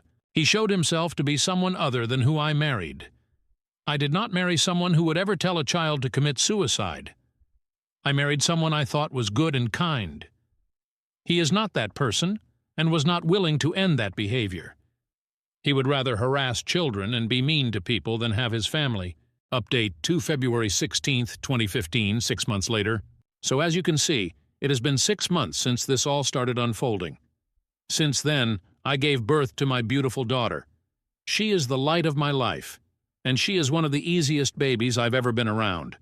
After 1 month of being apart, he contacted me and asked me if I would still be willing to enter into counseling regarding our situation. Of course, after being together for so long, and us having a child, and my belief that marriage is not something to be taken lightly, I jumped at this. In counseling, it was revealed that he was doing a lot more than what I knew about. He was involved, heavily, in bullying people all over the internet. And he said that this was his stress relief, that if people can't take it, then it's their problem and not his. He admitted to being involved in taking pictures of fat women and posting them on Reddit, taking them from Tumblr, etc. In general, it was all worse than I had originally known. He moved to also doing individual therapy, while still not living at home, and us not meeting elsewhere. He started to put his efforts elsewhere. He picked up a few new hobbies to release his tension to. He then decided that he would stop, and we slowly merged our family together again. I was feeling happy, ecstatic really, that my daughter would have the life she deserved. Unfortunately, he's still at it. After 3 weeks of being together and our lives seeming normal, I discovered from his friend that he was still harassing and bullying teenagers, fat women, etc. I have reason to believe that he is one of the individuals who bullied Leila Alcorn, as well as a few other trans teenagers. It broke my heart and solidified my decision. I tried to have one more counseling session to really get through to him, but he defended his actions as just the internet, and not a big deal still. As of February, I filed for divorce. It broke my heart, and I wish there had been another way. But that's the end of this story. I can't be in a marriage with someone who is so cruel to children. I can't. My daughter and I are moving to a smaller house, closer to my family. She will be raised around many, many people who love her already. Husband decided to try to make it work, but he couldn't give up bullying and harassing teenagers. Story 12. My little brother, 3M, is actually my fiancé's, 25M kid. June 30th, 2024. Yes, the title is F***seeked up, I'm aware. My fiancé, 25M, and myself, 24F, have been together since we were 17, 18 years old. Honestly, he was always kind, handsome, funny, and everyone used to say I was so lucky to have the whole package. I felt so lucky too. He always treated me with love and respect, so this makes everything just so shocking for me. I have always had a good relationship with my mom. It has always been her and I against the world. My dad died in an accident when I was little. We always joked we are the real-life Rory and Lorelai from Gilmore Girls. My mom dated guys on and off, and they were usually cool, but nothing really past the early stages. Around 4 years ago, my mom told me she was pregnant, which was a huge surprise. My mom was around 42 years old, and although she was sort of dating someone recently, didn't meet the guy but knew she went on dates, it still was a big shock. She never thought she could be pregnant at her age. She had me when she was super young, an oopsie, and I can tell she was stressed and worried. I decided to support her, since she has always supported me, and tried to reassure her. She then had my brother, who is now 3 years old. I have a close relationship with my brother. I have helped taking care of him since he was born, and I just love the little guy. My fiancé was also always helpful with my brother. We would take him out for ice cream, playground, pool time during summer, etc. But nothing was weird. He was just my then BF, spending time with my brother and I. Now to the how I found out. My fiancé and I lived together since we finished college. My fiancé was not at home since he was hanging out with friends, but I was home BC. I didn't feel like going out and just wanted to chill on my sofa. At some point during binge watching a series on Netflix, my laptop died and I was too lazy to go get my charger, so I just took my fiancé's iPad. I know the password, but honestly never used it before. The iPad logged in and I got a bunch of messages pinging. I guess he hasn't used it in a while too. Anyways, this got my attention and I went to check it out, and OFC, I found everything. My mom's number wasn't under her name, but I recognized the number and verified it with my phone. She was telling him she felt guilty and that I should know. He said he also felt guilty but couldn't lose me, and they **secked it up. She said that it was unfair for my brother to never not know his dad, and that if he could live having his son around not behaving like a dad but a brother-in-law. I broke D. Own what the actual F. There weren't a lot of older messages, just some photos stored of my brother as a newborn, my mom pregnant, and more photos of my brother growing up in an album. I couldn't anymore. I cried for what it seemed ages, and I wait for my BF to come back home. I wish I was one of those women that can pretend and get things together before confronting the cheater. But I can't. He came back later that night, around 23:30, and I just gave him the iPad with the conversation opened and saw his face completely go pale. I asked for an explanation. When? How? Why? And he didn't want to at first, but knew he had to. Apparently, a few years back, while I was traveling with some friends, girls' trip, my fiancé and mom had dinner together. This isn't strange since he has been part of the family for so long. Sometimes mom and fiancé would eat together at our place even if I was busy with sports or out. I did the same with his parents. Somehow, unclear how since he couldn't explain it well, one thing led to another, and they ended up sleeping together. They felt guilty, but apparently not guilty enough BC. They slept together 2-3 more times, using the excuse of meeting up to discuss how to tell me. Apparently, when my mom got pregnant, they stopped sleeping together and decided to not tell me since my fiancé loved me and couldn't lose me, and my mom didn't want to lose her daughter. So here we are now, with two of the most disgusting humans. I obviously broke the engagement, told my mom to never talk to me again and move in with a friend. I feel bad for my brother since I really love him, but I can't be around him now. I just can't. I feel like it would remind me of all those times we talked about having kids. I would be his baby mama. Only baby mama. We talked about this future since we were 17 years old. So I want to puke every time I think how I was actually taking care of his child with someone else, while still having those dreams. I want to puke. Editor's note. Comments were mostly supportive, with a few telling their own stories of cutting parents off and a couple with tales of spouses sleeping with parents. How is this even a thing? People be crazy. Update. My little brother, 3M, is actually my fiancé's, 25M kid, July 4th, 2024, 4 days later. First, I want to thank everyone for the nice messages and comments. I was not expecting so much support. I'm still a mess, not gonna lie, but after reading the comments I felt better, like a therapy mini-session, so again thank you all. To the update. As I was afraid I was indeed confronted near my office this week. I knew this was coming but thought maybe I had more time. My ex was the person to come find me.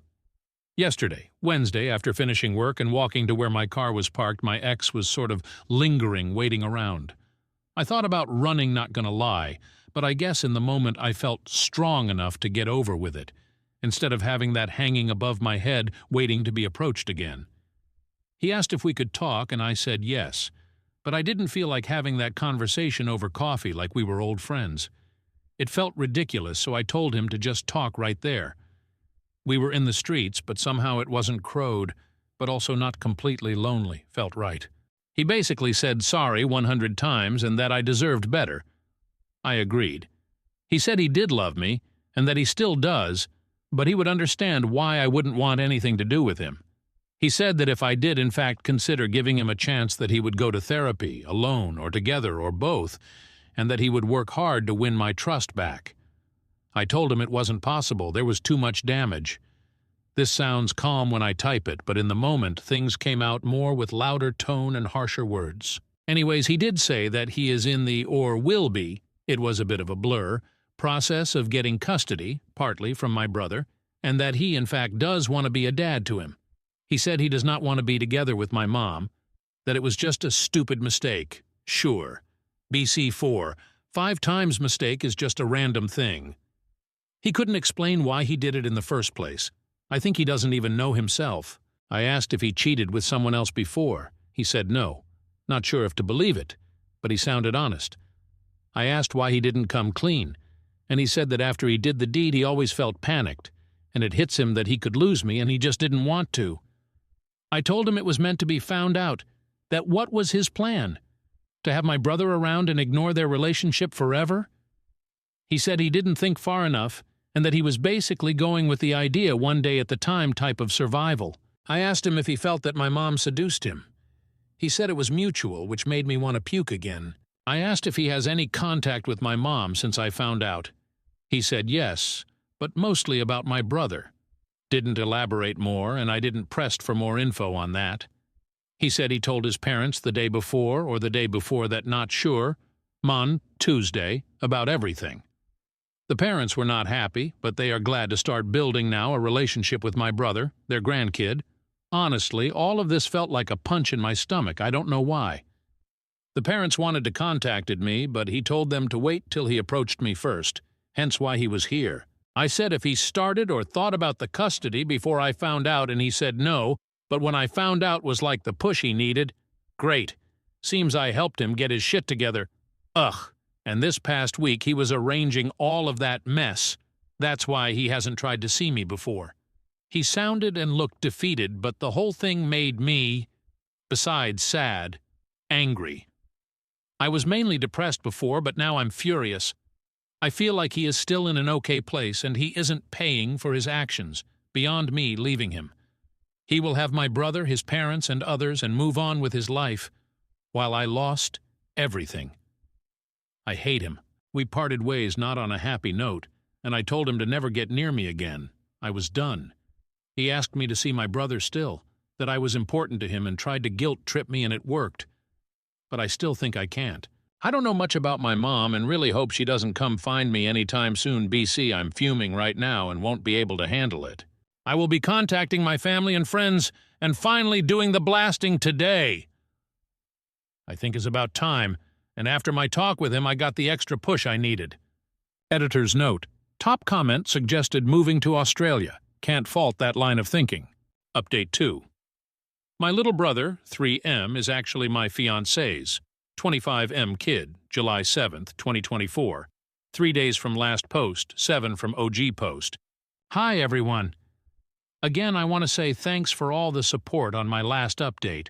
Honestly, like I said in my previous post, it really helped me a lot emotionally, all your comments and also all the advice I got, that being about moving abroad or what to say when I do the blast.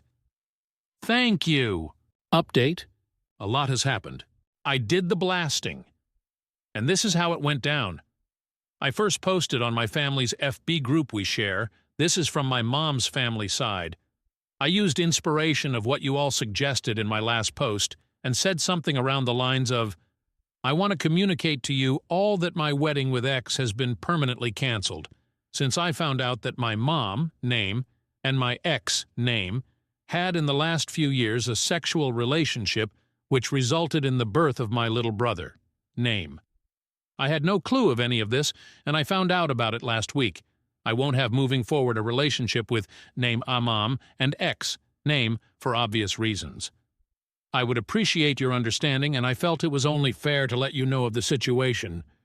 Since I value transparency and honesty above all, I also included a screenshot of my mother's message, what I said to her once I found out, and a message she managed to write back before I blocked her.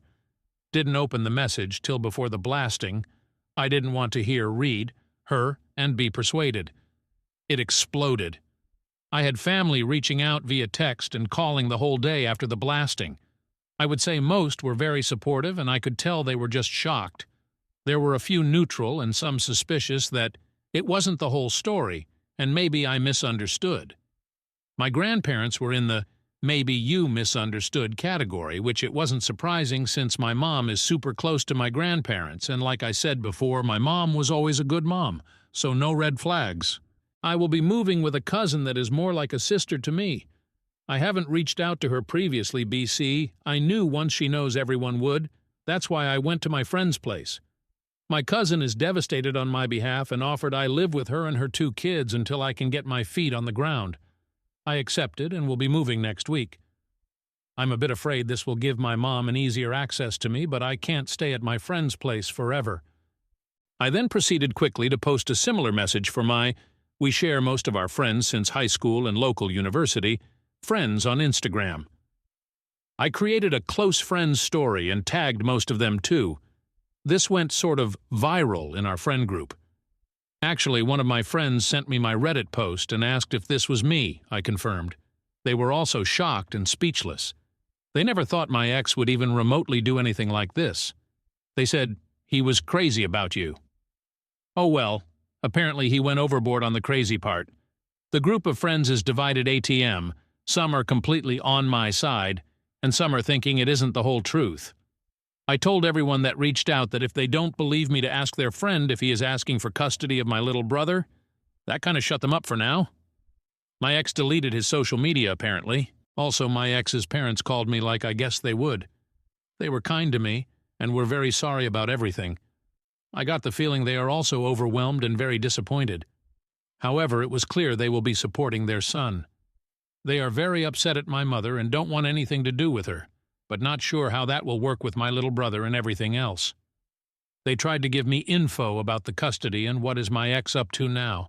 But I shut that down quickly and told them I don't want any info. I want to move on. I also asked them to not reach out in the near future, that I needed distance, especially if they will be supporting my ex.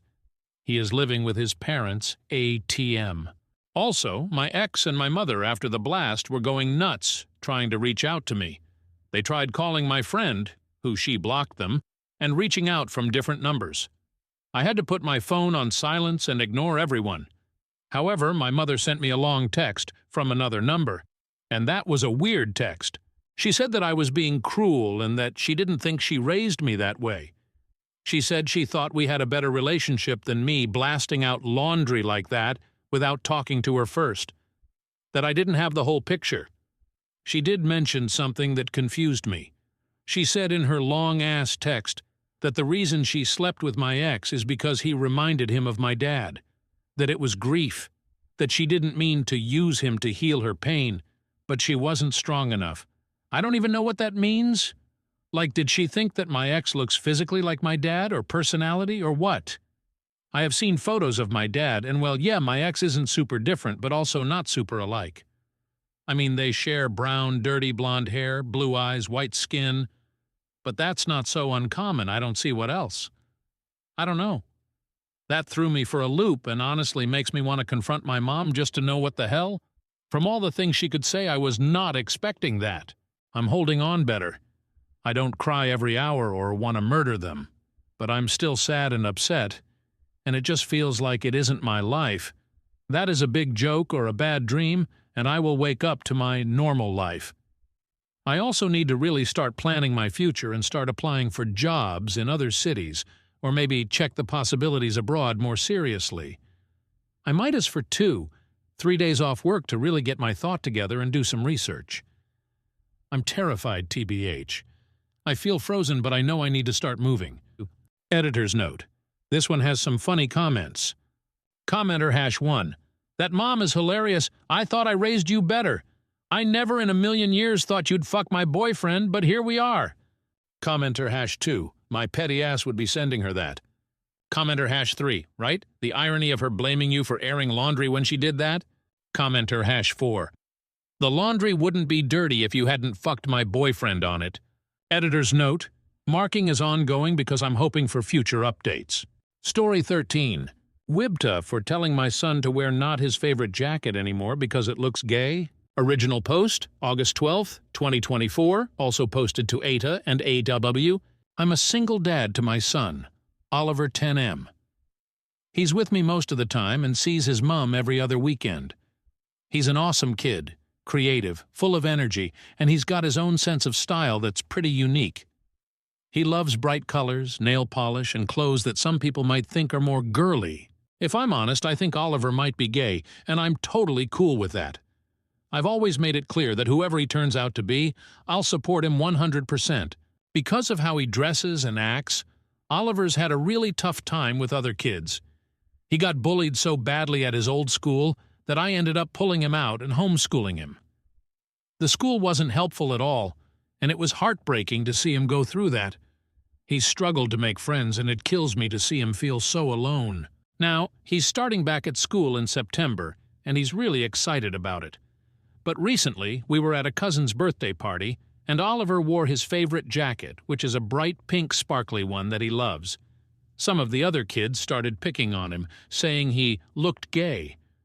I stepped in, got the kids to apologize, but it ruined the day for Oliver. I'm worried about how things will go when he's back at school. I've been thinking about whether I should talk to Oliver about maybe toning it down a bit, especially when he's around new people. Not because I want him to change who he is, but because I hate seeing him get hurt and feel like an outcast. I don't want him to feel like he has to hide who he is, but I also don't want him to be picked on or excluded because of it. But then, I feel like a complete arsehole for even thinking about this. I don't want him to think that I'm ashamed of him or that he has to conform to be accepted. I want him to feel free to be himself, but I'm also scared of him being hurt by others who don't get it. So, Wibta, if I talk to Oliver about maybe being a bit more low-key with his style? Comments from all 3 posts. Commenter, "Don't do it. Kids will still bully him, and all he will remember is that you deterred him from expressing himself. Trust me, the same thing occurred in our house. I was trying to keep him from being bullied, but my child felt as though I didn't accept him and that he needed to pretend he was something he wasn't. Lots of later life therapy. If he's gay, if he's straight, let him be himself and tell him as long as he likes his clothes, that's all that matters. Sincerely, the mom of an amazing queer kid." P. I get that, but at the same time it is so heartbreaking seeing the same thing happen to him over and over and over again. Commenter, "Jesus, where do you live? Most kids don't care about this kind of thing these days." OOP. I live in the West Midlands of England. I honestly don't think your point about most kids not caring is at all accurate. I see it every day.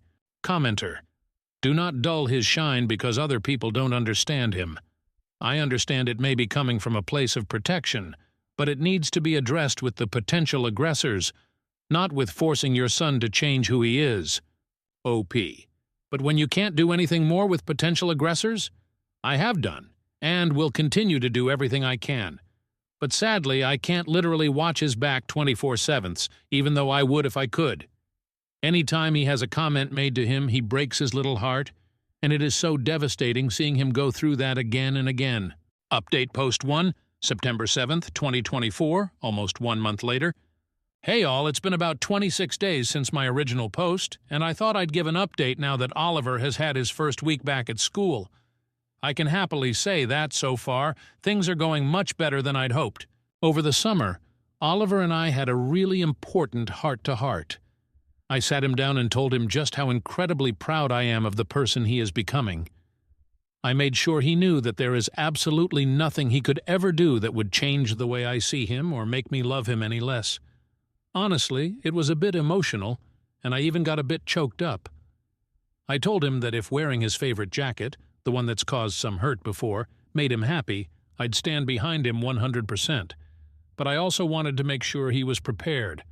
I explained that, while I'll always be there for him, I can't always be around to protect him, and he might have to stand up for himself if kids make fun of him. I made it clear that this doesn't mean he should change anything about who he is, but that he needs to be ready to handle it if anyone says anything cruel. Oliver understood, and we spent the summer coming up with some playful comebacks together. He really wanted to take the jacket with him to school, so we made it a bit of a project, imagining the kind of things kids might say and crafting witty replies that he could fire back with. It was actually pretty fun, and I think it helped him feel more confident about it. Now back to school. His new teacher knows all about his past struggles with bullying, and she's been amazing. She's keeping a close eye on things and making sure he feels safe and comfortable. It's made such a difference already, and Oliver's first week couldn't have gone better. He's even made a friend, a boy named Sam, and they've really hit it off. They're planning to meet up tomorrow at the Wacky Warehouse, and Oliver can't stop talking about it. It's been a long time since I've seen him this excited about spending time with someone his age. I know it's still early days, but seeing him come home happy and smiling each day has been such a relief. Thanks to everyone who gave advice and encouragement on my original post. I really took a lot of it to heart, and I think it made a big difference in how I approached all this. Update Post 2, September 9th, 2024, 2 days later. Hey! I just wanted to hop on and give a small update about Oliver's playdate over the weekend. Firstly, when Oliver was getting ready, he wanted to wear all his flamboyant clothes. He asked me if I thought it was a good idea. His friend had seen him in his jacket, but he was a little worried how he would react to the full Oliver. I told him to wear whatever he wanted, and if this friend was worth being friends with, they would accept him for exactly how he is. This made Oliver smile. He wore his full Oliver outfit when we were walking in. I could feel Oliver getting a bit nervous. He was bullied so much in his last school for how he was, so I understood why. I held his hand tight and gave it 2 squeezes. This means, I love you, something I learned to teach him from Reddit, actually. The friend's dad was with him, and he looked at Oliver and gave a little curious look, but apart from that, it was fine. The boy said he loved Oliver's clothes. They spent about 4 hours playing, and we ended up eating together. On the way home, I told Oliver how proud I am of the little man he is. I am so proud how he is so willing to be himself, and so brave to continue despite any backlash he gets. I love him so much. This is my final update on this account. I don't know if I'll ever show you these posts, Oliver. Maybe in a few years when you're older so we can laugh at how worried I was about you. Your dad is so proud of you. I think you are the most amazing person in the whole world.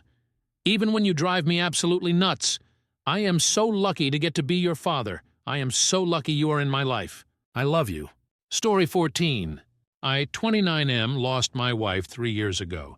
Started dating again, and new girlfriend, 32F, wants to visit my wife's grave. Original post, February 17, 2024. I am one of many who lost someone in that damn 2020. She was my world, and we had our future all set up. She wanted children too by 2021, and then she was gone. I felt I had lost all sense of purpose, and after an agonizing year, moved away. Not too far, but not close either. I didn't feel like I could breathe in that town. Still, every Saturday I get back and visit her resting place. I just functioned for about 2 years. I'm not depressed or anything like that, but I just functioned. Until I met who we will call Ada last year. We started talking and hanging out together. She can be a bit haughty with people she doesn't know well, but I was surprised to find out how sweet and kind she is under the ice. She gave me something to look forward to again. She likes to do most of the talking herself, which is fine with me because I never know what to say. She knows everything about my wife, and this didn't discourage her. She knows I am doing therapy and still mourning, but she never left me alone. I asked her to tell me if anything I do or say makes her feel uncomfortable, or like she's not a priority. She said that as of now I am doing nothing of the sort. She knows what I do every Saturday morning, and never objected to it. But today she said she would like to meet her, as in accompany me in visiting her grave. I feel conflicted about this. On one hand, I respect and feel touched by her wish. On other, it feels weird for a guy to take the new girlfriend where the first wife is buried. How should I approach this? Is it too soon? Should I ask her to wait for that? TLDR, I am a widower who started dating. Girlfriend wants to visit my wife's grave and I have conflicting feelings about it. Relevant comments. Your wife would want you to continue with your life, especially since Ada wants to integrate her into your relationship. Yes, we talked many times that we both wanted the other to be happy if one of us passed on.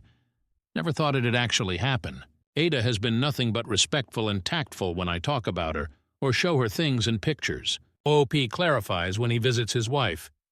To clarify, I don't do anything dramatic like talking to her grave or crying my eyes out when I visit. I just keep it clean, water the flowers and replace the dead ones, check the wear and tear on the stone, and clean the glass with her picture. OOP adds another comment with details. Some details I have left out from the post. Ada and I met last April and we hit it off immediately. We are not currently living together, and we divide per time between our places, but we are planning on sharing a home permanently. She has been clear she would like our relationship to blossom into something long time, and she is fine with a long engagement before the eventual marriage. She is very clear and no bullshit about what she wants and needs, but at the same time she is patient and understanding. I love this woman and I want to make her happy. More on Ada. Ada is a very headstrong and determined person, but on this I find a patience and a kindness in her that are close to infinite. She doesn't get upset when I'm a bit sad or thinking about my late wife, she understands. When we first started sleeping in the same bed I shared with her, it felt a little weird and also a bit like I was cheating on my late wife. Again, no anger or upset on her part. She said she would probably feel the same if she was in my shoes. Update. Same post. February 22nd, 2024, 5 days later. I talked about this with my therapist. She feels that based on what she knows about Ada and the way she always behaved about this, that bringing her to my wife's grave will probably be a positive thing. I told Ada that if she feels like it, I'd be glad to take her with me this Saturday. She was happy to hear this. She usually works on Saturday mornings, but said she'd take the morning off for me. I feel a bit of an emotion I can't define about this, but I think it will be a good thing. Update post, February 23rd, 2024, almost 1 week from OG post. Some additional info and an update. Some Redditors and some people around us were worried that my relationship with Ada is just a rebound. I admit is something that I too was worried about, and Ada told me she didn't have long-lasting expectations at first. We began dating in April 2023, but as things progressed and she saw my intentions are serious and I'm committed, her doubts about me were gone.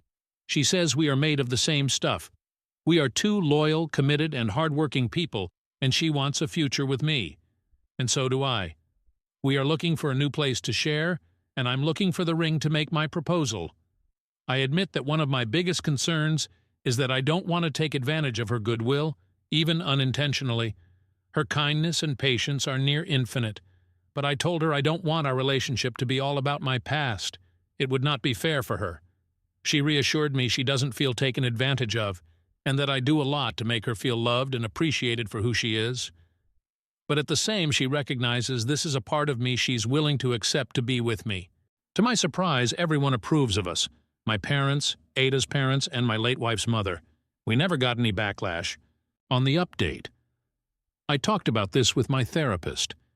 She feels that based on what she knows about Ada and the way she always behaved about this, that bringing her to my wife's grave will probably be a positive thing. So I told Ada that if she feels like it, I'd be glad to take her with me this Saturday.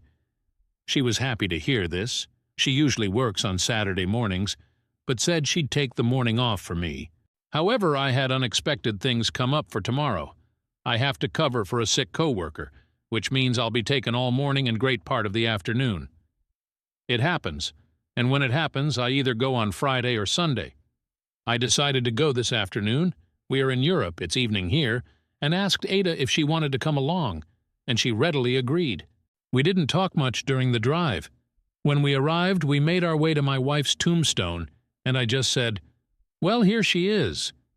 I fetch the water for the flowers and start my usual routine. Ada just crouched as if to examine it.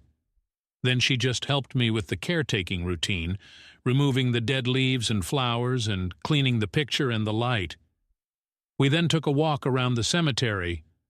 Might sound weird, but it's not unusual here as many cemeteries double as parks here, then sat outside for a smoke before the drive back.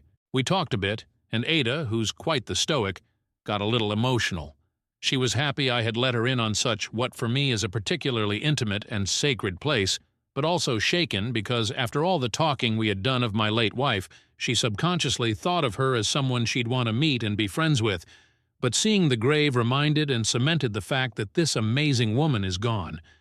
It was a bit of shaking for me, too, seeing her tearing up, since she's the most stoic woman I've ever met, but also made me think how this woman is a rare gem. I don't doubt that in different circumstances, my late wife and Ada would have been great friends. And I'm a very lucky guy for finding not one, but two amazing women which gave and still give my life meaning every day. TLDR. I brought my girlfriend to my late wife's grave, and things went well. One last comment from OP. I wish to thank all you guys for the beautiful comments, the well wishes and love you have poured on me, Ada and my late wife. Despite the tragedy and pain I endure, I feel extremely lucky and blessed to have found another chance at life, and not two wonderful, beautiful, intelligent, and amazing women that give meaning to it. I just want to say that whenever you are suffering, even if life seems to be a dark void, there is always a light, and there is always another way forward. Story 15. DNA confirmed that I, 39M, have a daughter, 18F. What now? And yeah, I feel just as you would imagine. But it gets worse. She lives in the US, I'm in Europe. I don't know how to do this and really need advice. So what happened is that months ago I got a call from a US number. Didn't answer since I don't know anyone there. Then again the same day, so I answered ready to yell at some scammer. A girl on the other side introduces herself and just say that she thinks I might be her father. That was the first thing she said. "Hi, my name is Jane, and I think you might my father." Fake name. Obviously, I told her I don't have any children and that she has the wrong number. But then she drops a name I haven't heard in, you guessed it, 18 years. Back around that time, I was in the US for a year on a job exchange with our sister company. Met a woman there, and we hooked up over maybe a few months. I remember buying condoms after meeting her, but I can't remember if we used them every time. Anyway, I gave her my non-US number but never heard from her again. The girl on the phone asks me if my name is OP, and I freak and almost hang up on her. She tells me more about her mother, and I just sit there like an idiot. She'd found my name and number in her mother's diary, and now as she turned 18, she wanted to contact me. She lives with her relatives now since her mother is unable to take care of herself for some reason. I still don't know the details there. She asked me if I'd be willing to do an ancestry DNA test and even offered to pay for it. She ends by saying I should think about it and ask if she can call me again. I just say sure and we hang up. I swear I was about to faint right there and then. The whole conversation lasted only like 5 minutes. I end up taking the test and we talk a few more times. The test took forever, but yesterday she sent me a screenshot of her profile matching 50% to mine. I mean, that's just it, right? We haven't spoken since, just messaged some. I lied and told her I've been busy and we'll talk later, which now makes me feel like an ass. Up until this point, I've kept it together, holding on to the thought that I'm probably not the dad. But now I can't deny it. It's probably been half my life since I last cried. I haven't told anyone this. I was kind of hoping the DNA test would come back negative, and then I wouldn't have to. How to even break this to my family? I just know they'll all want her number so they can call her, and then they would start flying over to see her or bringing her here. They're really pushy like that. My mom is going to freak out. I don't see my family more than a few times a year, but we'll all get together during Easter. Should I do it then with all of them at once or one at a time? I have a picture of Jane, but not much more info than what I've written here. I'm the youngest sibling, and now I suddenly have the oldest of the cousins in the next generation. And I never wanted kids at all. I just don't like them and hate being tied up. Even had a vasectomy since then. And that's the easy part. The real problem is what to say to Jane. Can some sane person give an example of what to say? I've promised to call her tomorrow. Has anyone discovered they have an unknown child? If so, what did you do? How did it go? How did you connect? What happened when you met for the first time? What did your family say? I'm a bit embarrassed by this, but is there any risk of me having to pay child support retroactively? I can probably afford it, but I don't really want to. Teildar. Got contacted by a young girl claiming to be my daughter, DNA later confirmed. Need help on how to proceed and what to say to her and my family. Edit. I apologize for the abomination of a text above. I blame the alcohol. Some seems to have the impression that I and or my family are wealthy. This is not so. I wrote in a comment that knowing my family, they would probably rent a private jet and fly her here. That was a joke, commenting on what they would want to do, not what they would do. No, I'm not wealthy either. In the post, I wrote, I can probably afford it, but I don't really want to. And I meant that I'd hate to suddenly have something like 10% of my savings left overnight. Just guessing here, no idea what the actual sum would have been. I'm sure anyone here would consider that factor. Anyway, someone said the limit is 3 years back. I didn't know that. I can be an asshole sometimes, but I'm not some monster. The money question was a question, not the question. Yes, I have had my number for a long time. Never had a reason to change it. We had our first video call today, and it was a long conversation. I had a list of things to bring up, mostly from suggestions here, so ever thankful for that. Most of it was quite personal for both of us, so I won't write it here. But it boils down to that we both want to continue to stay in touch and get to know each other. We also want to meet at some point, even if we don't know when yet. Her family knows of me, and they will join a call in the future so I can speak to them as well. I will hold off on telling my family for a while, but I will probably tell them one at a time. Update. August 1st, 2024. Hello all! A while back, I made a post asking for advice. Back then, I had just had it confirmed by DNA that I had a daughter I never knew about. I called her Jane in the other post, so I will here too. Jane is the result of me hooking up with a woman while I was in the U.S. working. It was really interesting to read about others' experiences in the comments and DMs. It's crazy what DNA tests have done in recent times. Some wrote that Jane is probably just a kid looking for her roots, and you were absolutely right. I've been getting a steady stream of DMs since my last post. Most have been nice, just asking for an update. Then there were the absolute nutcases who can't read and told me to drown myself. Hi to you too. Jane and I continued to talk after my last post, mostly about her life, her mother, the family trees, etc. I never thought I would connect with her like I did. She's a very intelligent and mature young woman. My family knows now, and it went better than expected. Mom and sister still went a bit apeshit, but Dad knocked them out with a large club he always carry with him. To the nutcases, no, that last bit didn't actually happen. Funny thing, my brother-in-law actually distracted Mom by reminding her that she has made sweaters for all the other grandkids, but now she's way behind on one. All of them understandably wanted to call her, but my daughter. Yes, it's pretty cool to be able to say that, and I had already planned to have that call the following day. And it went really well. We made introductions, explained everything that had happened, and that we planned for me to meet her by myself before anything. And guess what? We did meet. I flew over for a 10-day stay since I'm on leave, and she's working during the summer. That way we could hang out in the evenings and weekend, and I could go full tourist during the day. It was surreal from the start. I landed at the very same airport I left from almost 2 decades ago, and she was there to meet me together with her aunt. I can't describe with words what it was like to hug her for the first time. I'd seen her many times in video calls, but she was just so beautiful, I started crying. I met so many people in the first couple of days, I can't remember the names of half of them. I gave her the sweater from my mother, a hand-drawn family tree from my niece, and a gift I made myself. But I won't tell what that one was equal sign. While I, still, don't agree with the Georgia weather, I had a blast during the days just walking around town. I went to Jane's workplace almost every day and pretended to be a regular customer. We had lunch and dinners either alone or with the rest of her mother's side of the family. All of them were so nice and welcoming to me. I visited their house every day, but chose to stay at a hotel since I didn't want to be a bother or impose myself too hard on Jane's life. Obviously, Jane and I talked a lot, about anything and everything, but mostly about her upbringing and her mother. I mentioned in the previous post that her mother wasn't able to care for Jane. I didn't press that subject much at first, but it was unavoidable after a while.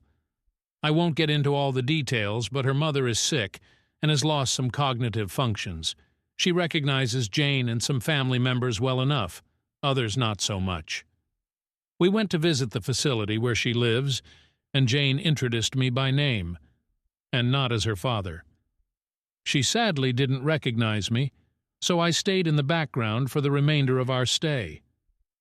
Seeing a woman not much older than myself in such a state was a somber experience. So yeah, that was me rambling a bit about what happened after my last post. There was obviously a lot more, but most of it is deeply personal and emotional, and I won't go through it here. I'm back home and we are keeping communications open. I'm definitely going to fly Jane over here at some point when life allows it. But other than that, we have no specific plans for the future. Hope you all have a nice day, =. Story 16.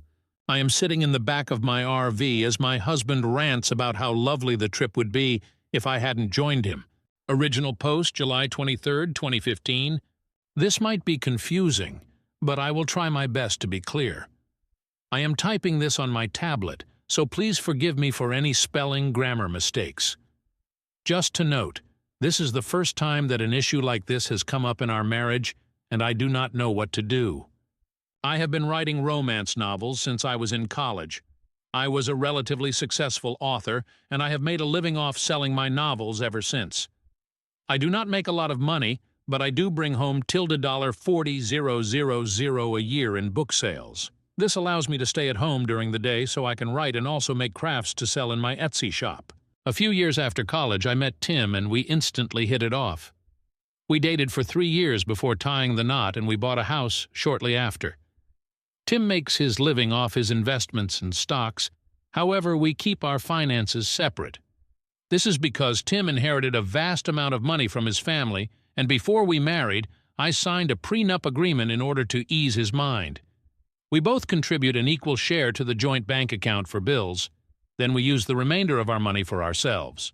About a year ago, I landed a contract to write part of a romance series. The contract was huge, and the payout was over $120,000 for a few months' work. I contributed my share to the joint account, and then put the rest of the money into the bank so I could buy an RV. I have always wanted an RV because I love to travel, and nothing would make me happier than being able to write while on the road. Tim is often away on business for days at a time, so the RV would give me an opportunity to get out of the house while he is away. After 6 months of deciding, I chose a lightly used RV and purchased it from the owners for a great price. When Tim found out I purchased the RV, he was excited. He has a travel trailer, but it's not the same as an all-in-one RV. He loves RVs, and he wanted to immediately take it out for a trip across the state. We took our trip, and Tim couldn't stop talking about how much he enjoyed the experience, and he started talking about taking more trips together. I gently reminded him that even though the RV is a fun thing for us to have for vacations, that its main purpose is for me to have something to do while he is away for business, but that we would be taking plenty of vacations together. Tim agreed with me, and he let it go for a while.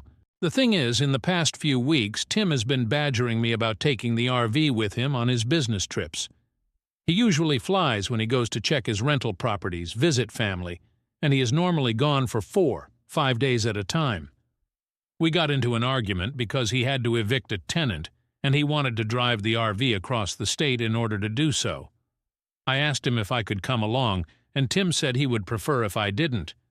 I then said that if I couldn't come with him, that he couldn't take my RV. I suggested that he take his travel trailer instead, and he got mad and stormed out of the house. About an hour later, he started texting me like nothing had happened, and then he said he was taking the RV as if our previous conversation had never happened.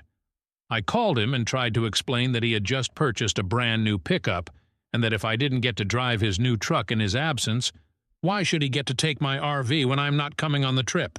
Tim and I went back and forth, and eventually he said I could come along if it meant that much to me. I said I would, and now I'm regretting everything. I'm sitting in the back of my own RV with a man who won't let me touch the wheel. It has been 3 days since this trip has started, and all Tim has done is rant about how awesome the RV trip would be if I weren't with him. It has made me question everything in our marriage, from how we split our finances to how we argue and function together. This is the first time that anything like this has ever happened, and I don't know what to do in this situation. He is still ranting as I type this, and he's never done that before either. TL.dar. I bought an RV with my money so I could write travel in it while husband is away for business. Husband insisted on taking the RV with him without me. I convinced him to let me come. Now he is ranting about how he doesn't want me on the trip while I sit in the back of the RV hating my life. Edit. Hey guys, I have read all your comments and advice. I don't know what I'll do yet, but I will update later. Second edit. Hey guys, I've read all of your messages and I've got limited internet right now. A few of you were concerned for my safety and I just wanted to let you all know I'm fine. I plan on confronting him later today. Update August 7th, 2015. I promised I would update, but things got very hectic and this is the first chance I have gotten. This whole situation makes me very emotional, so please forgive me if this post is not as coherent as I would like it to be. When I posted my first post, we were on the road in the RV, and my husband was giving me the cold shoulder while he bitched at me from the driver's seat. You all had some great advice for me about what I should do, and I listened to a few people who suggested that he might be cheating on me. Tim had left his iPad in the back of the RV to charge while he drove. I'm not proud of this, but I was able to sneak his iPad into the bedroom while he was distracted by the road. He was logged into his email account, and I quickly skimmed over his inbox but didn't find anything suspicious. I then had the idea to check his sent folder and found out that he had been chatting up his ex from college. It made me sick to my stomach to read the messages, but luckily they had not yet been physical. Translated from chat speak, the message he had sent his ex was basically, "I can't wait to get my hands on you. It's been years since I felt that mouth. I'm excited." I was disgusted, but I tried to keep calm. We were on the road headed to another state, and we planned on stopping at his mother's house. I knew that if his messages were in the sent folder, that meant that he had deleted them. Tim was not planning on being caught and was trying to hide his tracks. He wanted my RV so that he could take his ex around the state and have fun without leaving a credit card trace. I took photos of the emails and sent them to myself in order to preserve the evidence. I then went back to the front of the RV and acted as if everything was fine. I apologized, don't worry I lied, for how I had acted, and suggested that we ask his mom to help us work through this. Tim said that he was sorry and that he accepted my apology. He said he was looking forward to using the RV in the future and that he was glad I had come to see reason. I smiled and nodded, but on the inside I was cursing his existence. We made it to his mom's house, and I made up an excuse about having to change because my clothes were wrinkled. Tim went inside without me, and I started throwing all of his clothes and belongings into a trash bag. I then went inside the house, and Tim was sitting with his mom in the kitchen. He asked me what I was doing with the bag, and I told him that I was giving him his clothes so that I could leave. Tim then got angry and asked me what the fuck was I doing, and his mom was simply confused. She asked me what was going on, and I told her, "I'm not sure myself. I'm waiting for Tim to explain why he was planning to cheat on me with his ex." Tim's mom then started to cry and yell at Tim while he tried to calm her down. I know Reddit does not have a lot of love for religion, but Tim's mother is a fundamentalist. She had loved me from the minute Tim introduced me to her, and it would be an understatement to say that she was very upset with her adulterous son. Tim never tried to apologize to me. Instead, he chased after his mother, saying he was sorry to her. This made her cry harder because she knew that he wasn't even trying to make amends with me, he was just apologizing to her. She hugged me and told me to just go home and she would handle her son. I thanked her and took the RV keys from Tim. This ended up being a minor wrestling match, and left. I drove home crying, but at least I got rid of my asshole ex-husband. Tim called me the next day and begged me to come back to him. He said it was all a mistake, that he was sorry. I asked him why he didn't apologize at his mother's house, why he didn't say he was sorry when I was handing him his bag. I told him that he didn't care about cheating on me, that all he cared about was how bad it made him look to his family. He tried to explain himself, but I cut him off and hung up. I blocked him on all social media and haven't heard anything since. I've gotten a lawyer and have already started the divorce process. OOP did drop in the previous Boru and updated her situation. October 4th, 2022, 7 years later. Comment 1. Hi there, I'm the OP from the story. A friend told me it had resurfaced on this subreddit. Long story short, the prenup was not even considered during the divorce. Our lawyers worked out an agreement to split all assets acquired during marriage 50/50ths to avoid a drawn-out legal battle. I did end up getting slightly more than I put in during the marriage, but not by much. In the end, I was happier to just get rid of him quickly. Come on, 2. Goodness. I was not expecting to hear anything about my story on Reddit after so many years, but a friend linked me this post. I'm a bit late to the thread, though. I'm typing this on a phone, so please forgive any spelling grammar mistakes. For a small update, our divorce was finalized and settled a long time ago. Our lawyers worked out an agreement outside of the court, and we split all assets acquired during the marriage 50/50ths, which meant I ended up slightly ahead of my personal contributions. I didn't want the mental stress of having to fight my ex in court, and simply wanted to be rid him. And yes, I kept the RV after the divorce settlement. Emil and I stayed in touch until her passing last year. She was someone who loved God, and she never truly forgave her son for committing the sin of adultery. Her own husband, Phil, had left her for another woman decades ago, and she had never moved past it. Seeing her son commit the same sin almost broke her, especially since I had fulfilled what she considered to be my wifely obligations. As for me, I am happily single to this day and am still a writer. OOP answers her current relationship status. Wahahaha, this is why I'm still single. I haven't been in a relationship since the divorce unless you count my cat. And this exchange about her books, ShadowetX 31. Based on the timing and the details, I think I may know who this author is.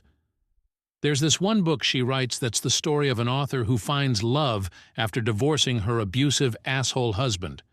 The book talks about how she started writing while younger and doesn't pull much for a while until hitting it big. There's just a lot of similarities in both this story and the author's writing style. Oop. That is definitely not me, but nice try. My work is more pulp fiction harlequin romance and borderline smut. I try to avoid topics from real life like divorce because people read my work to escape from the harsh reality of the world. Only happy romance. Story 17. Ida for telling my sister's boyfriend to get out after he refused to eat the meal I cooked. Original post. September 15th, 2024. So here's what happened. I, 28F, invited my sister, 25F, and her boyfriend, 26M, over for dinner. I love cooking and had spent hours preparing this fancy meal: homemade pasta, a slow-cooked ragu, a salad, and a tiramisu for dessert. I was really proud of it and excited to have them over. When they arrived, everything was fine at first. We sat down and I started serving the food. Her boyfriend, let's call him Steve, stared at the pasta for a moment, then looked at me and said, "I don't eat carbs." At first I thought he was joking, but nope, he was dead serious. He goes on about how he's super into keto and carbs are the enemy. Okay, fine, that's his choice. But when I offered to make him a salad or something else on the spot, he refused and said that I should have known about his diet beforehand. This is where it gets weird. He then pulls out a small Tupperware container from his bag, filled with what looked like boiled chicken and broccoli, and starts to eat it at my dinner table while the rest of us are trying to enjoy the meal I spent hours making. I was stunned and, honestly, kind of insulted. I told him it was rude to bring his own food without mentioning it to me beforehand, and he should have at least given me a heads up. He then goes off about how people need to respect his dietary choices, and that I was being controlling by not accommodating his needs. At this point, I'd had enough. I told him, "If you can't eat what's served and won't even let me make something else, then maybe you should just get out." He stood up, said something like, "I'm just trying to be healthy," grabbed his Tupperware, and walked out. My sister stayed for a bit but eventually left too, saying I overreacted. Now my sister's mad at me, saying I embarrassed her boyfriend and made them both feel unwelcome. My mom thinks I should apologize, but my friends are on my side, saying Steve was being incredibly rude. Ada for telling him to get out? OOP's comment, top comment? Commenter, your sister didn't give you a heads up about his diet? OOP. Honestly, no, she didn't.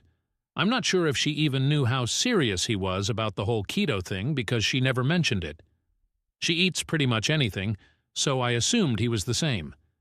But even if she had, I feel like it still would have been polite for him to at least say something beforehand instead of just showing up with his own meal. I would have happily made something keto-friendly if I had known. There is no consensus bot on ETA, but top comments were NTA. Update post, September 21st, 2024, 6 days later. Well, y'all, buckle up because things have escalated in a way I never expected. After my initial post, I figured things would calm down once my sister had time to cool off. Spoiler alert, they did not. So the day after I told Steve to leave, my sister texts me saying they want to talk things through at a family dinner. I assumed it would be just the three of us, maybe at a neutral restaurant, where we could hash it out like adults. Nope. Instead, my sister invites my parents, my brother, and Steve's parents to this dinner at my parents' house, turning it into some kind of weird intervention. I show up thinking it'll just be a casual conversation, but the moment I walk in, Steve's mom, let's call her Carol, is already going off about how Steve has always had special dietary needs and how people who care about him should respect his boundaries. The woman acts like the guy has a life-threatening allergy, not a trendy diet. My mom is sitting there looking super uncomfortable, while my dad's just quietly sipping his beer, clearly wishing he were anywhere else. So Carol starts listing off Steve's dietary restrictions, and she's acting like I personally offended the whole keto community by serving pasta. Then, brace yourselves, Carol pulls out a folder.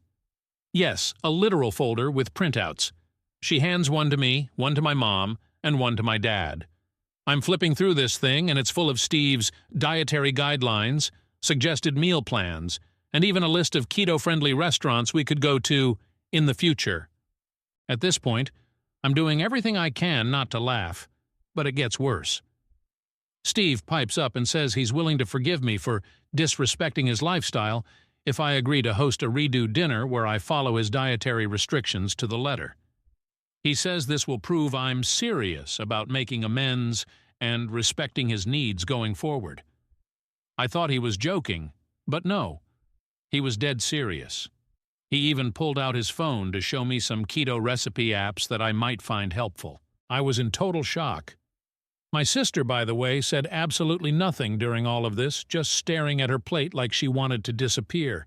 My mom, bless her, tries to smooth things over by suggesting we all just eat whatever we want when we're together, but Carol snaps, "It's not that simple." She says that in their family they all follow keto together, and that's why Steve is so passionate about it. At this point, I've had enough. I stood up and said, "Look, I'm not redoing the dinner. I'm not making anyone a special keto feast. If Steve can't eat what I cook, that's fine. But bringing his own meal to my dinner without even telling me was disrespectful, and I'm not apologizing for feeling that way." And then, this is where it gets absolutely bonkers. Steve's dad stands up, points at me, and says, "This is exactly why Steve doesn't trust women to understand him. They always make it about themselves." The whole room went silent. My dad finally spoke up, saying, "I think it's time for you all to leave," and started walking toward the door, basically escorting Steve's parents out. Steve and my sister stayed behind, but Steve was furious. He started yelling about how families should support each other, and then accused me of trying to sabotage their relationship because I'm jealous of what they have.